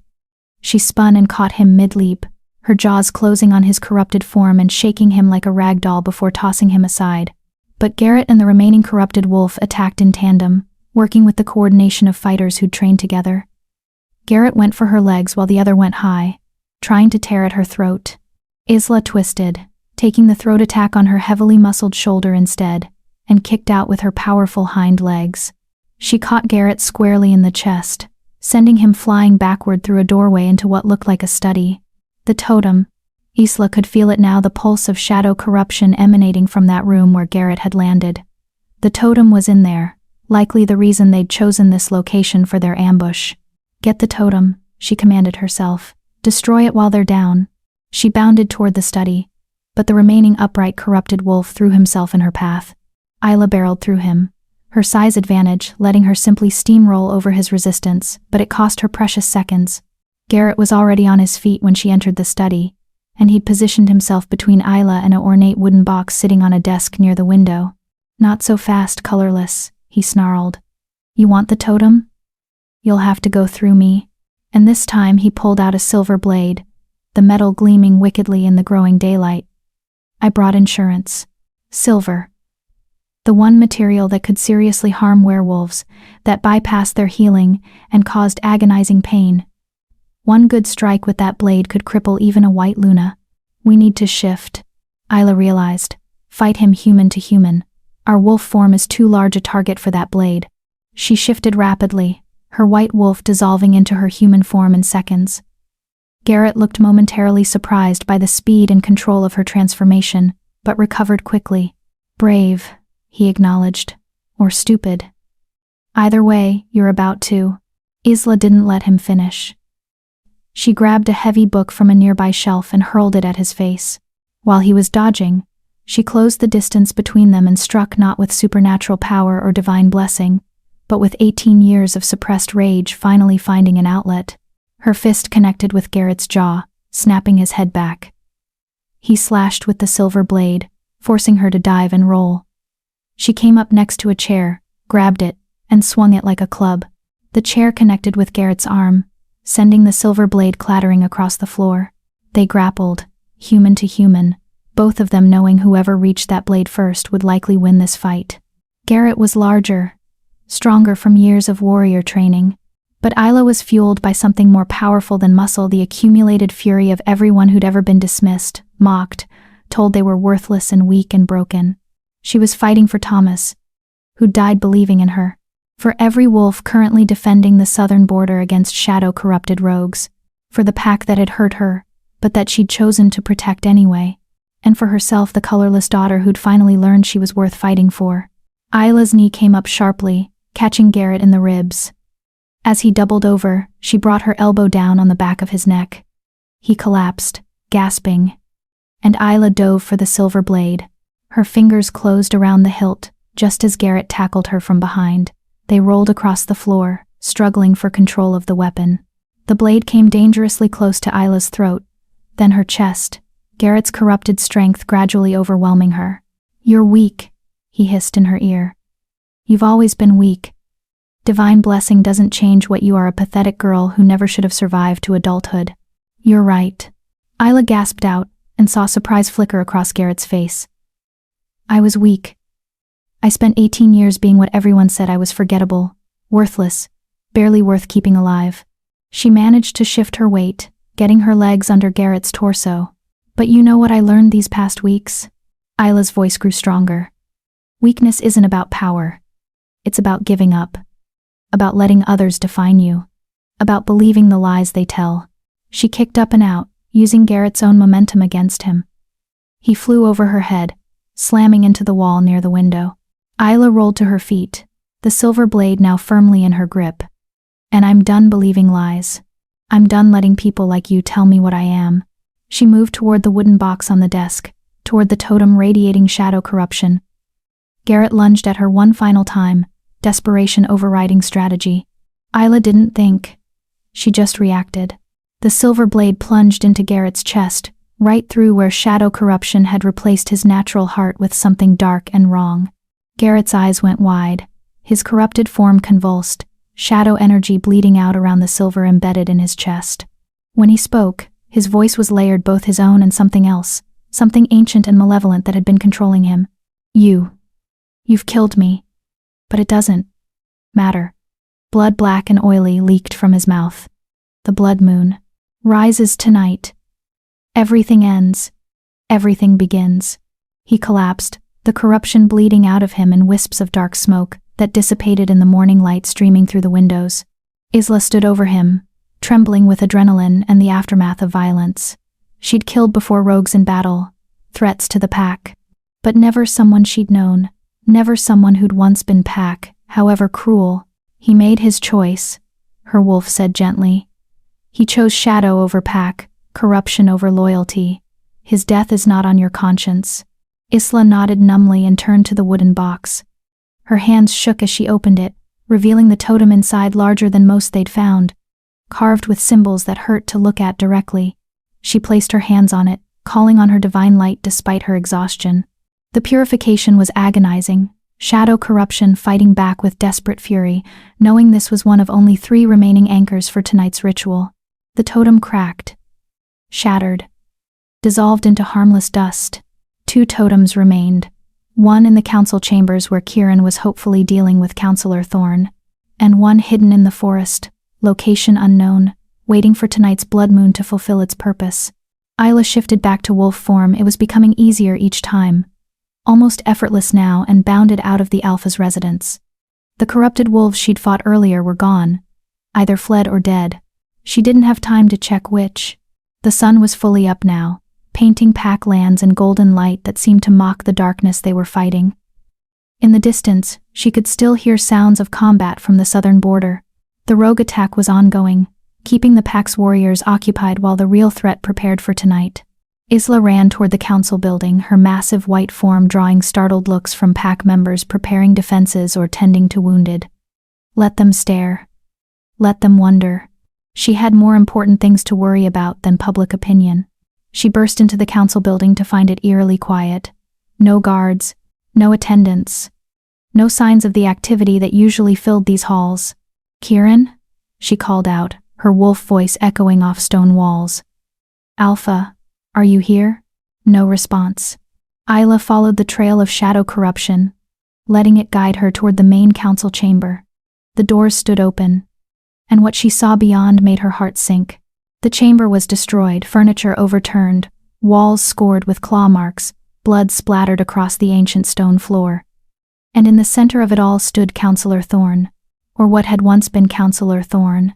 The elderly wolf had fully embraced shadow corruption, transforming into something barely recognizable as wolf or human. His form was massive, twisted, wrong in ways that made Isla's eyes hurt to process. Red eyes blazed with malevolent intelligence. And when he smiled, his mouth opened far too wide, revealing rows of shadow-crafted teeth. And held in his massive clawed hands, struggling but unable to break free, was Alpha Kieran. "Ah, the White Luna arrives." Thorn's voice was layered with harmonics that suggested multiple beings speaking in unison. "Just in time to watch your Alpha die and your pack fall to shadow."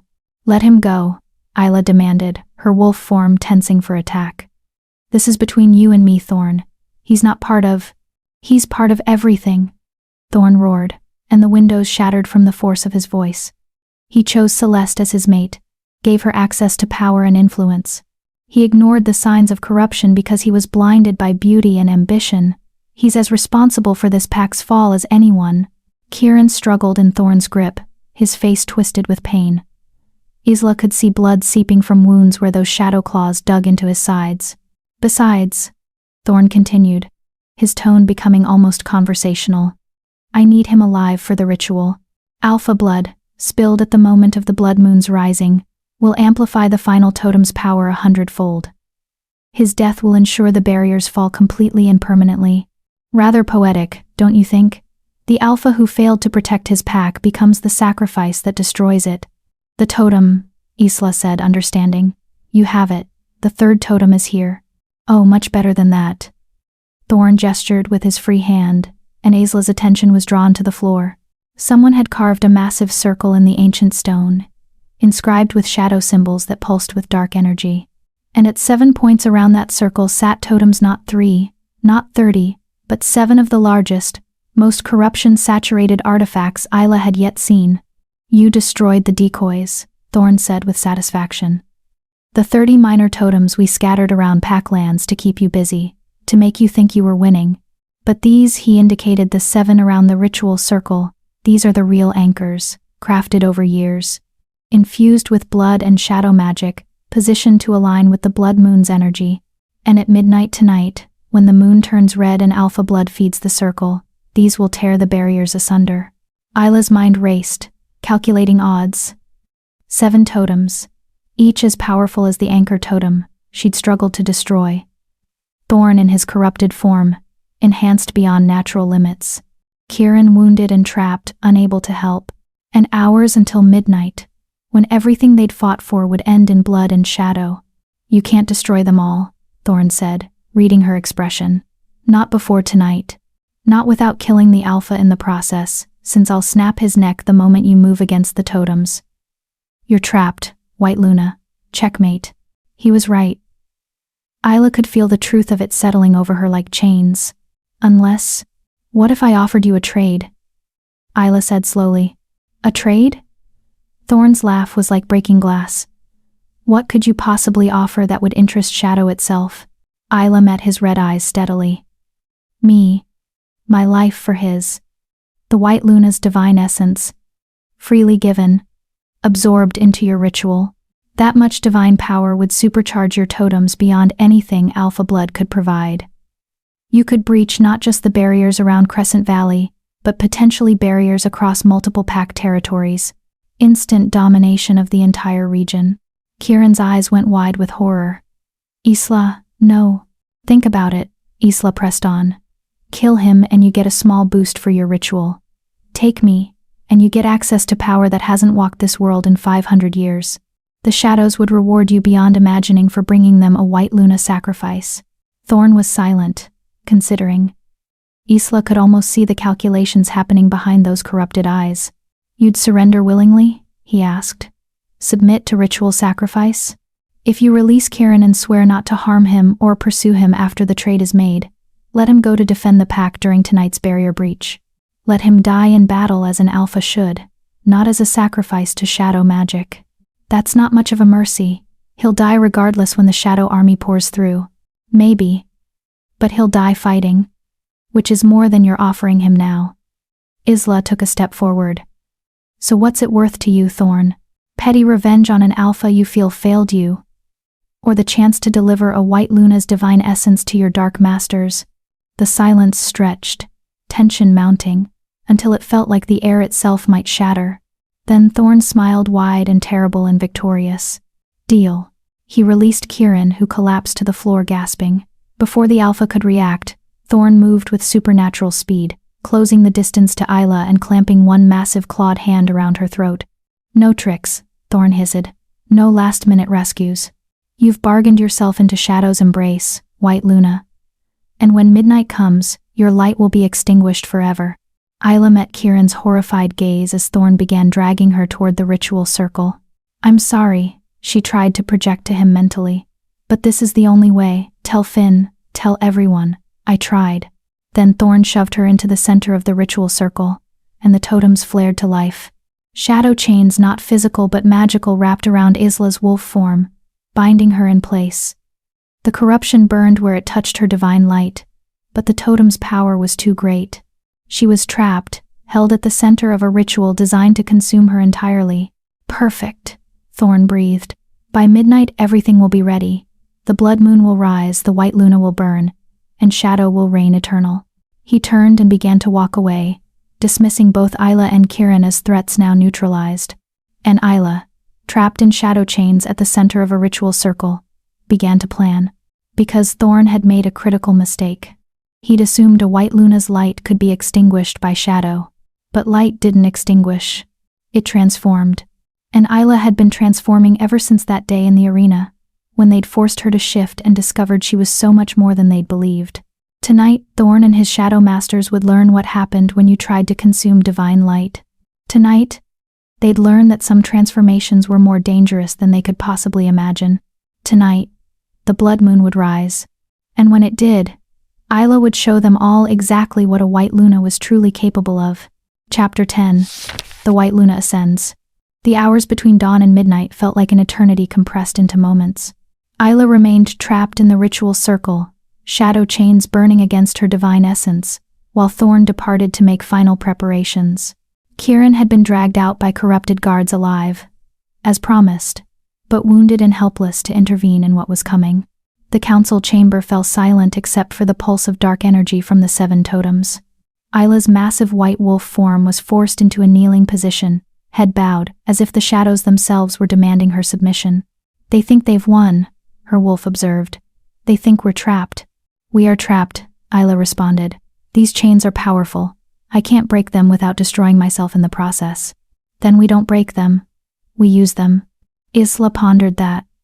The shadow chains were designed to contain divine light, to prevent her from calling on the moon goddess's power. But containment was just redirection energy pressed down, compressed, forced inward rather than allowed to radiate outward. What happened when you compressed divine light beyond its natural limits? When you forced a sun's worth of power into the space of a candle flame? Explosion, Isla realized. Or transformation so intense it becomes something new entirely. The shadows are building us into a bomb they plan to detonate at midnight, her wolf said. But bombs can be aimed. They can be weaponized against those who created them. For the first time since Thorn had trapped her, Isla felt something besides fear. She felt possibility. Outside the council building, the pack was in chaos. The rogue attack on the southern border had intensified throughout the morning, with wave after wave of shadow-corrupted wolves throwing themselves at Crescent Valley's defenses. Captain Vera's warriors were holding, but barely, and casualties were mounting.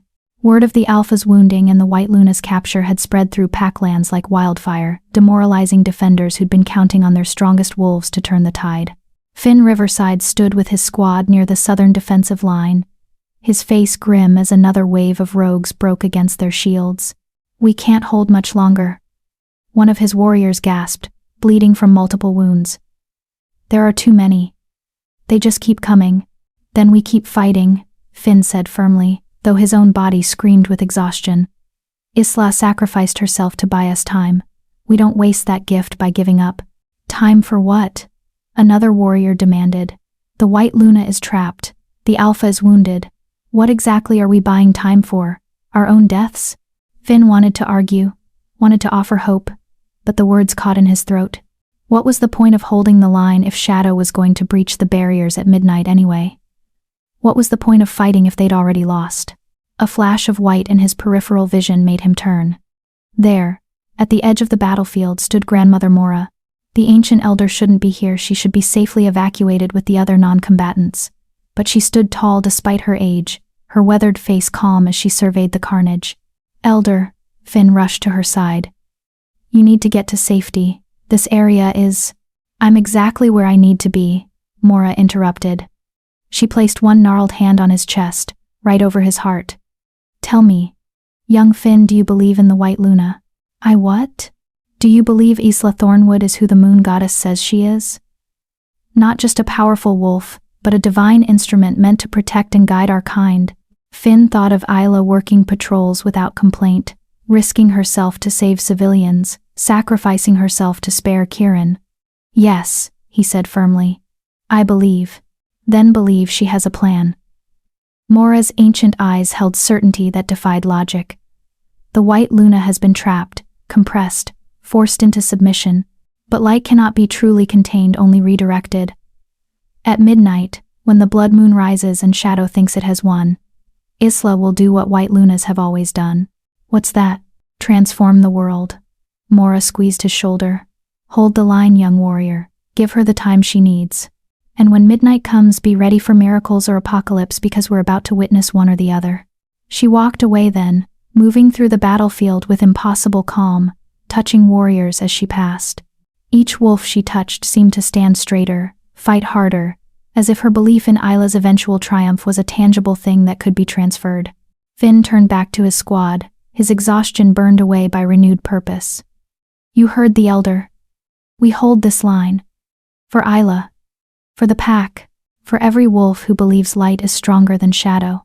His warriors rallied, throwing themselves back into battle with renewed ferocity. The rogues continued their assault, but now Crescent Valley's defenders met them with something more than desperation. They met them with faith. In the dungeons, Celeste paced her cell like a caged beast, her corrupted senses detecting the building power in the council chamber above. "It's almost time," she murmured to the shadows that clung to her like living things. "My faithful Thorn is preparing the ritual. Soon the barriers will fall, and I'll be freed to take my rightful place as queen of a new order." But even as she spoke, doubt gnawed at her. The plan had been perfect: 30 decoy totems to keep the White Luna busy, while the real ritual prepared in plain sight. Thorn capturing Kieran as leverage, the rogue attacks distracting the pack's defenders. Everything had gone according to plan. So why did it feel like they'd made a terrible mistake?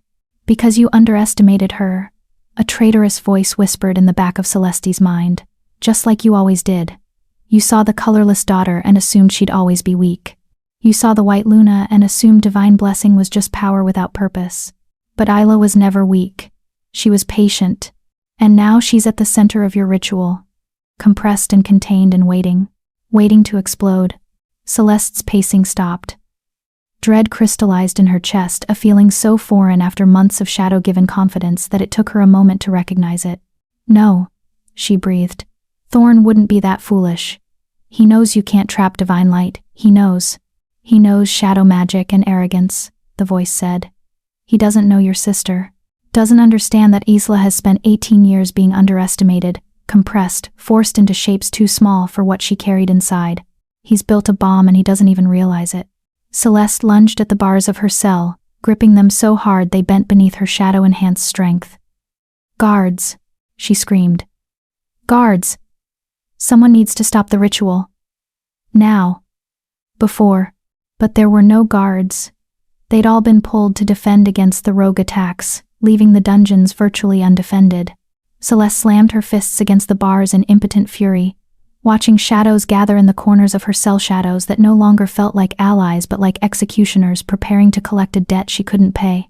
"You stupid, stupid girl," Celeste whispered, though whether she meant herself or Isla, she couldn't say.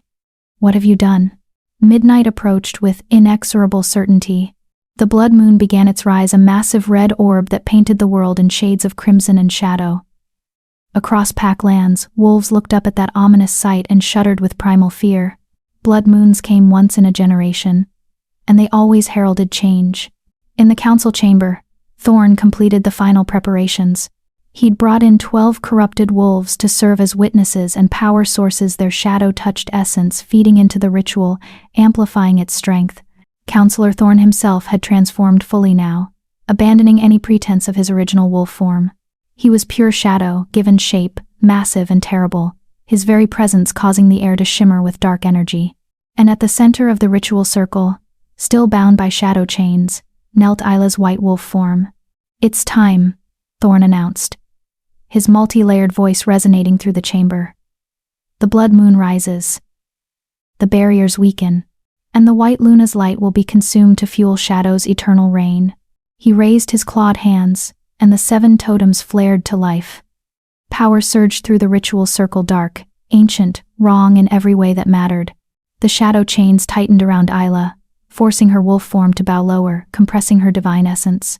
Isla felt the ritual activate, felt the totems beginning to drain her light, to consume the divine power the moon goddess had placed in her. And she let them. "Now?" her wolf asked. "Not yet. Let them commit fully. Let them think they've won." The draining continued, shadow corruption flooding into Isla's essence, trying to extinguish her light from within. It was agony, like being torn apart at the molecular level, like having her soul shredded and consumed. But through the pain, Isla held on to one critical truth. Light wasn't the absence of darkness. Light was transformation.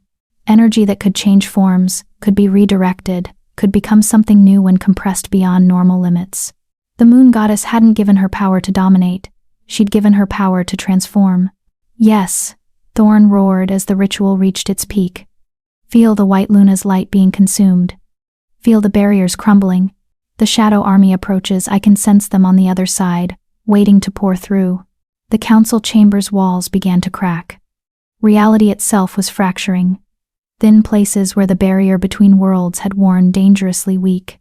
Through those cracks, Isla could see things moving, shadow entities eager to cross over and feast on living wolves. "It's done," Thorn breathed in triumph. "The white luna is extinguished. Shadow reigns eternal. And I will be remembered as the wolf who brought down divine light itself." "Not quite." Isla's voice rang out, not from her wolf form, but from somewhere deeper. Somewhere that transcended physical form entirely.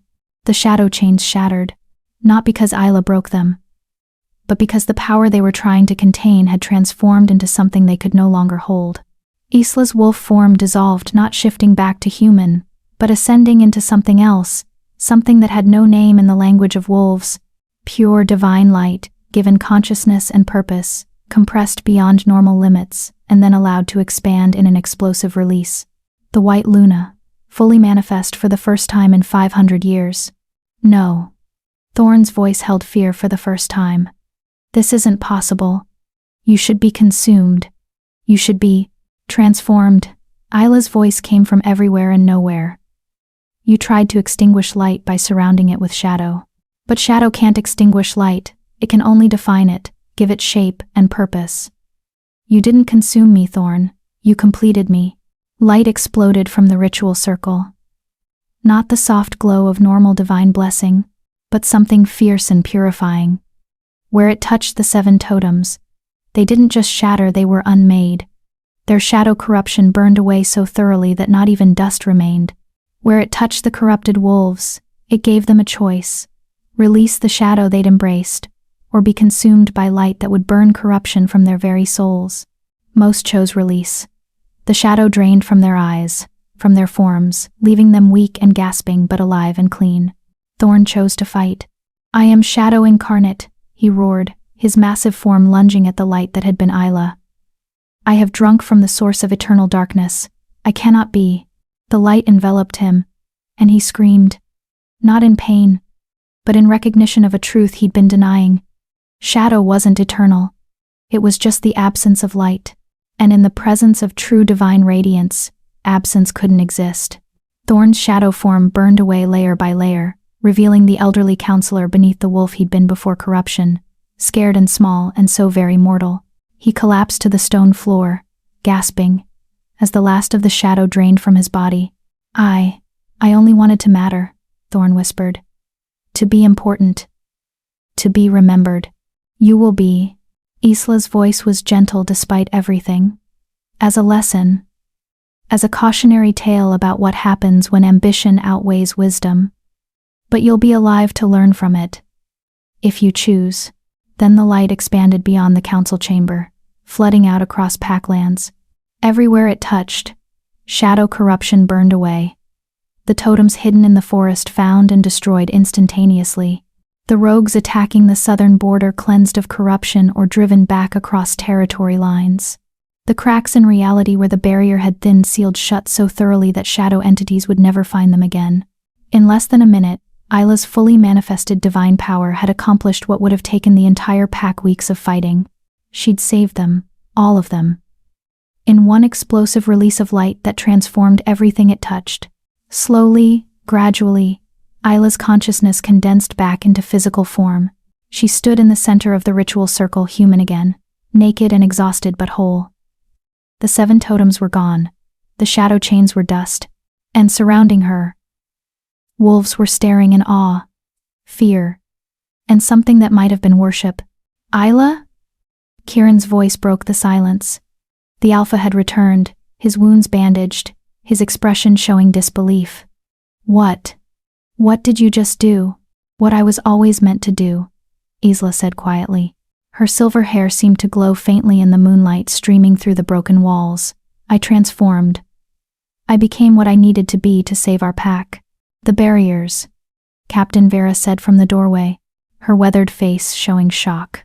"They're not just sealed, they're reinforced, stronger than they've been in generations. And the rogues, those that survived your light, they're fleeing, running as fast as they can away from our territory." "The shadow corruption is cleansed," Grandmother Mora announced, entering the chamber with surprising energy for her age. "I can feel it. Every totem destroyed, every corrupted wolf given the choice to release their darkness." "Child," she approached Isla, tears streaming down her ancient face. "You did what the last White Luna couldn't. You used your power not to dominate but to heal, not to conquer but to protect. At what cost?" Isla looked down at her hands, which still glowed faintly with divine energy. "I'm not. I don't feel human anymore. I don't feel like a normal wolf. I feel like something else. Something apart." "You are apart," Finn said, pushing through the crowd to stand before her. "You're the White Luna, fully manifest. But you're also still Isla. Still the girl who worked kitchens and patrols without complaint. Still the wolf who chose service over domination, protection over conquest." He held out his hand. "You're different, but you're still you, and that's what matters." Isla looked at his offered hand, then at the wolves surrounding her. Some looked afraid, others looked grateful. Most looked confused, trying to reconcile the colorless daughter they'd dismissed with the divine being who'd just saved their lives. "The pack vote," Isla said quietly. "It was supposed to happen tomorrow. A vote on whether I should be granted full membership and recognition as Luna." "I don't think a vote is necessary anymore," Kieran said, something like humor touching his exhausted face. "You just saved every life in Crescent Valley. You cleansed shadow corruption that's been building for months. You reinforced our barriers and drove off enemies we couldn't defeat through conventional battle. If that doesn't earn you acceptance, nothing will. But I want the vote anyway." Isla's voice was firm. "Because I don't want worship. I don't want submission born from fear or gratitude. I want choice. I want every wolf in this pack to decide for themselves if they can accept me not as a divine savior, but as a pack member who happens to carry unusual power. Silence fell over the chamber as wolves processed her words. Then Finn spoke. I vote yes. Isla Thornwood should be granted full pack membership and recognized as our Luna. I vote yes. Captain Vera added. Yes, Grandmother Mora said firmly. One by one, voices joined the chorus. Not all of them there were holdouts, wolves too fearful or too traditional to accept a white Luna's place among them. But the majority spoke clearly. Yes, yes, yes. Then it's settled, Kieran announced. By pack vote and alpha decree, Isla Thornwood is recognized as a full member of Crescent Valley Pack. And more than that, he met Isla's eyes. She is recognized as our Luna, not through political maneuvering or forced submission, but through action and choice. She has earned what Celeste tried to take. She has proven her worth beyond any question. Isla felt something settle in her chest. Acceptance, finally. Not universal, not without complications, but real. The pack she'd been born into but never truly belonged to had finally made space for her. Thank you, she said simply. I promise I will protect you, all of you, with every ounce of power I've been given. I will be the Luna you deserve. You already are, Finn said quietly. The aftermath took weeks to fully resolve. Thorn and the surviving corrupted wolves were tried for treason. Most were shown mercy, exiled, rather than executed, given the chance to start over in distant packs where Shadow's influence wouldn't follow. They'd been corrupted through manipulation and false promises. Victims as much as criminals. Thorn himself was executed. His crimes were too extensive, his corruption too deep. He accepted his sentence with strange dignity, acknowledging that death was a mercy compared to living with the memory of what he'd become. Celeste's fate was more complicated. Execute her, many wolves argued. She orchestrated everything. She's too dangerous to let live. But she's still pack, others countered. Still Isla's sister. However twisted their relationship, doesn't she deserve the same mercy we showed the others? In the end, it was Isla who made the decision. She visited Celeste in the dungeons one final time, finding her sister cleansed of shadow corruption but still beautiful, still defiant. Have you come to gloat? Celeste asked bitterly. I've come to say goodbye, Isla said quietly. The pack has voted. You're being exiled, banished to rogue territories where you'll have to survive on your own strength rather than manipulation and corruption. No pack will take you in. You'll be truly alone for the first time in your life. A mercy, Celeste laughed without humor. You're giving me a mercy I don't deserve. I'm giving you a chance. The same chance I would have wanted if our positions were reversed. Isla met her sister's eyes. I don't hate you, Celeste. I pity you. You had everything: beauty, strength, intelligence, and you let jealousy turn it all toxic. You could have been an amazing Luna. Instead, you became a cautionary tale. And you, Celeste said quietly, something like regret finally showing in her expression. You were always stronger than I wanted to believe. I should have seen it. Should have made you an ally instead of an enemy. Maybe things would have been different. Maybe, Isla agreed. But we'll never know. You made your choices. Now you live with the consequences, just like I'm living with mine. She turned to leave, but Celeste's voice stopped her. Isla, for what it's worth, I'm sorry. For how I treated you, for how I let everyone treat you. You deserved better. You always did. Isla looked back at her sister one final time. I know. But thank you for finally saying it. Then she walked away, leaving Celeste to her exile and her regrets. 6 months after the Blood Moon incident, Crescent Valley Pack was thriving. The borders were secure, reinforced by divine barriers that would hold for generations. Trade with neighboring packs had increased, with word spreading that Crescent Valley was protected by a white Luna who used her power for defense rather than conquest. Isla had settled into her role as Luna with surprising ease. She worked alongside Kieran to lead the pack, but their relationship remained professional rather than romantic. Neither of them wanted the complications of a mating bond, and both had learned that partnership didn't require romance to be effective.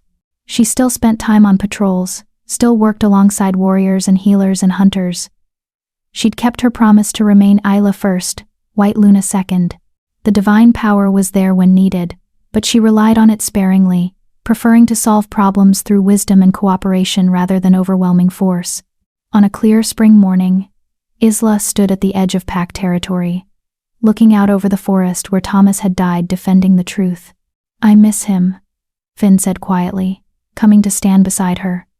"Still. Every day." "Me too," Isla agreed. "But I think he'd be proud of what we've built, of what we've become. The pack that almost destroyed itself through fear and corruption, now led by the wolf they once dismissed as worthless." Finn smiled.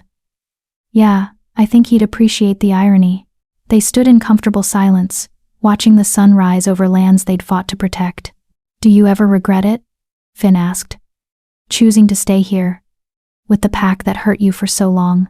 Isla considered the question. "Sometimes," she admitted. "Sometimes I remember every cruel word, every moment of mockery, every time I was made to feel worthless. But then I remember that people can change, packs can transform. And holding on to past pain only poisons the future." "Very wise, Luna." "Don't call me that," Isla said, but she was smiling. "Just Isla is fine." "Can't do that. Protocol demands respect for our Luna." "Then, protocol can." A howl interrupted her, a call for the Luna's presence at the northern border. Not an attack, but something requiring attention. Isla sighed. "Duty calls." "You love it," Finn accused. And he was right. Despite everything, despite the pain and struggle it had taken to get here, Isla loved being Luna, loved protecting wolves who'd once feared her, loved using power for purpose rather than letting it define her. She shifted the transformation smooth and effortless now, and her massive white wolf stood gleaming in the morning light. "Race you to the northern border," she projected to Finn with amusement. "That's not fair, you're twice my size." "Then you better get a head start." They ran together through the forest, two wolves racing toward whatever challenge awaited, their laughter echoing through trees that had witnessed so much darkness, and now stood bathed in light. Behind them, the sun continued to rise over Crescent Valley Pack, and at the center of it all, the colorless daughter who'd been dismissed as worthless had transformed into exactly what her pack needed most. A white Luna who understood that true power wasn't about domination. It was about transformation. And she'd been transforming herself, her pack, her destiny from the very beginning. They'd just been too blind to see it, until she forced them to look. As Isla's journey ends, I'm left wondering, is it better to be feared for your power, or loved for your restraint? Isla chose to earn acceptance rather than demand submission, but was that wisdom, or was it just another way of making herself smaller to comfort others? What do you think? Comment below. If you had divine power, would you use it to force respect, or would you keep proving yourself to people who should have seen your worth from the beginning? And more importantly, which choice makes you stronger? And please don't forget to like this video.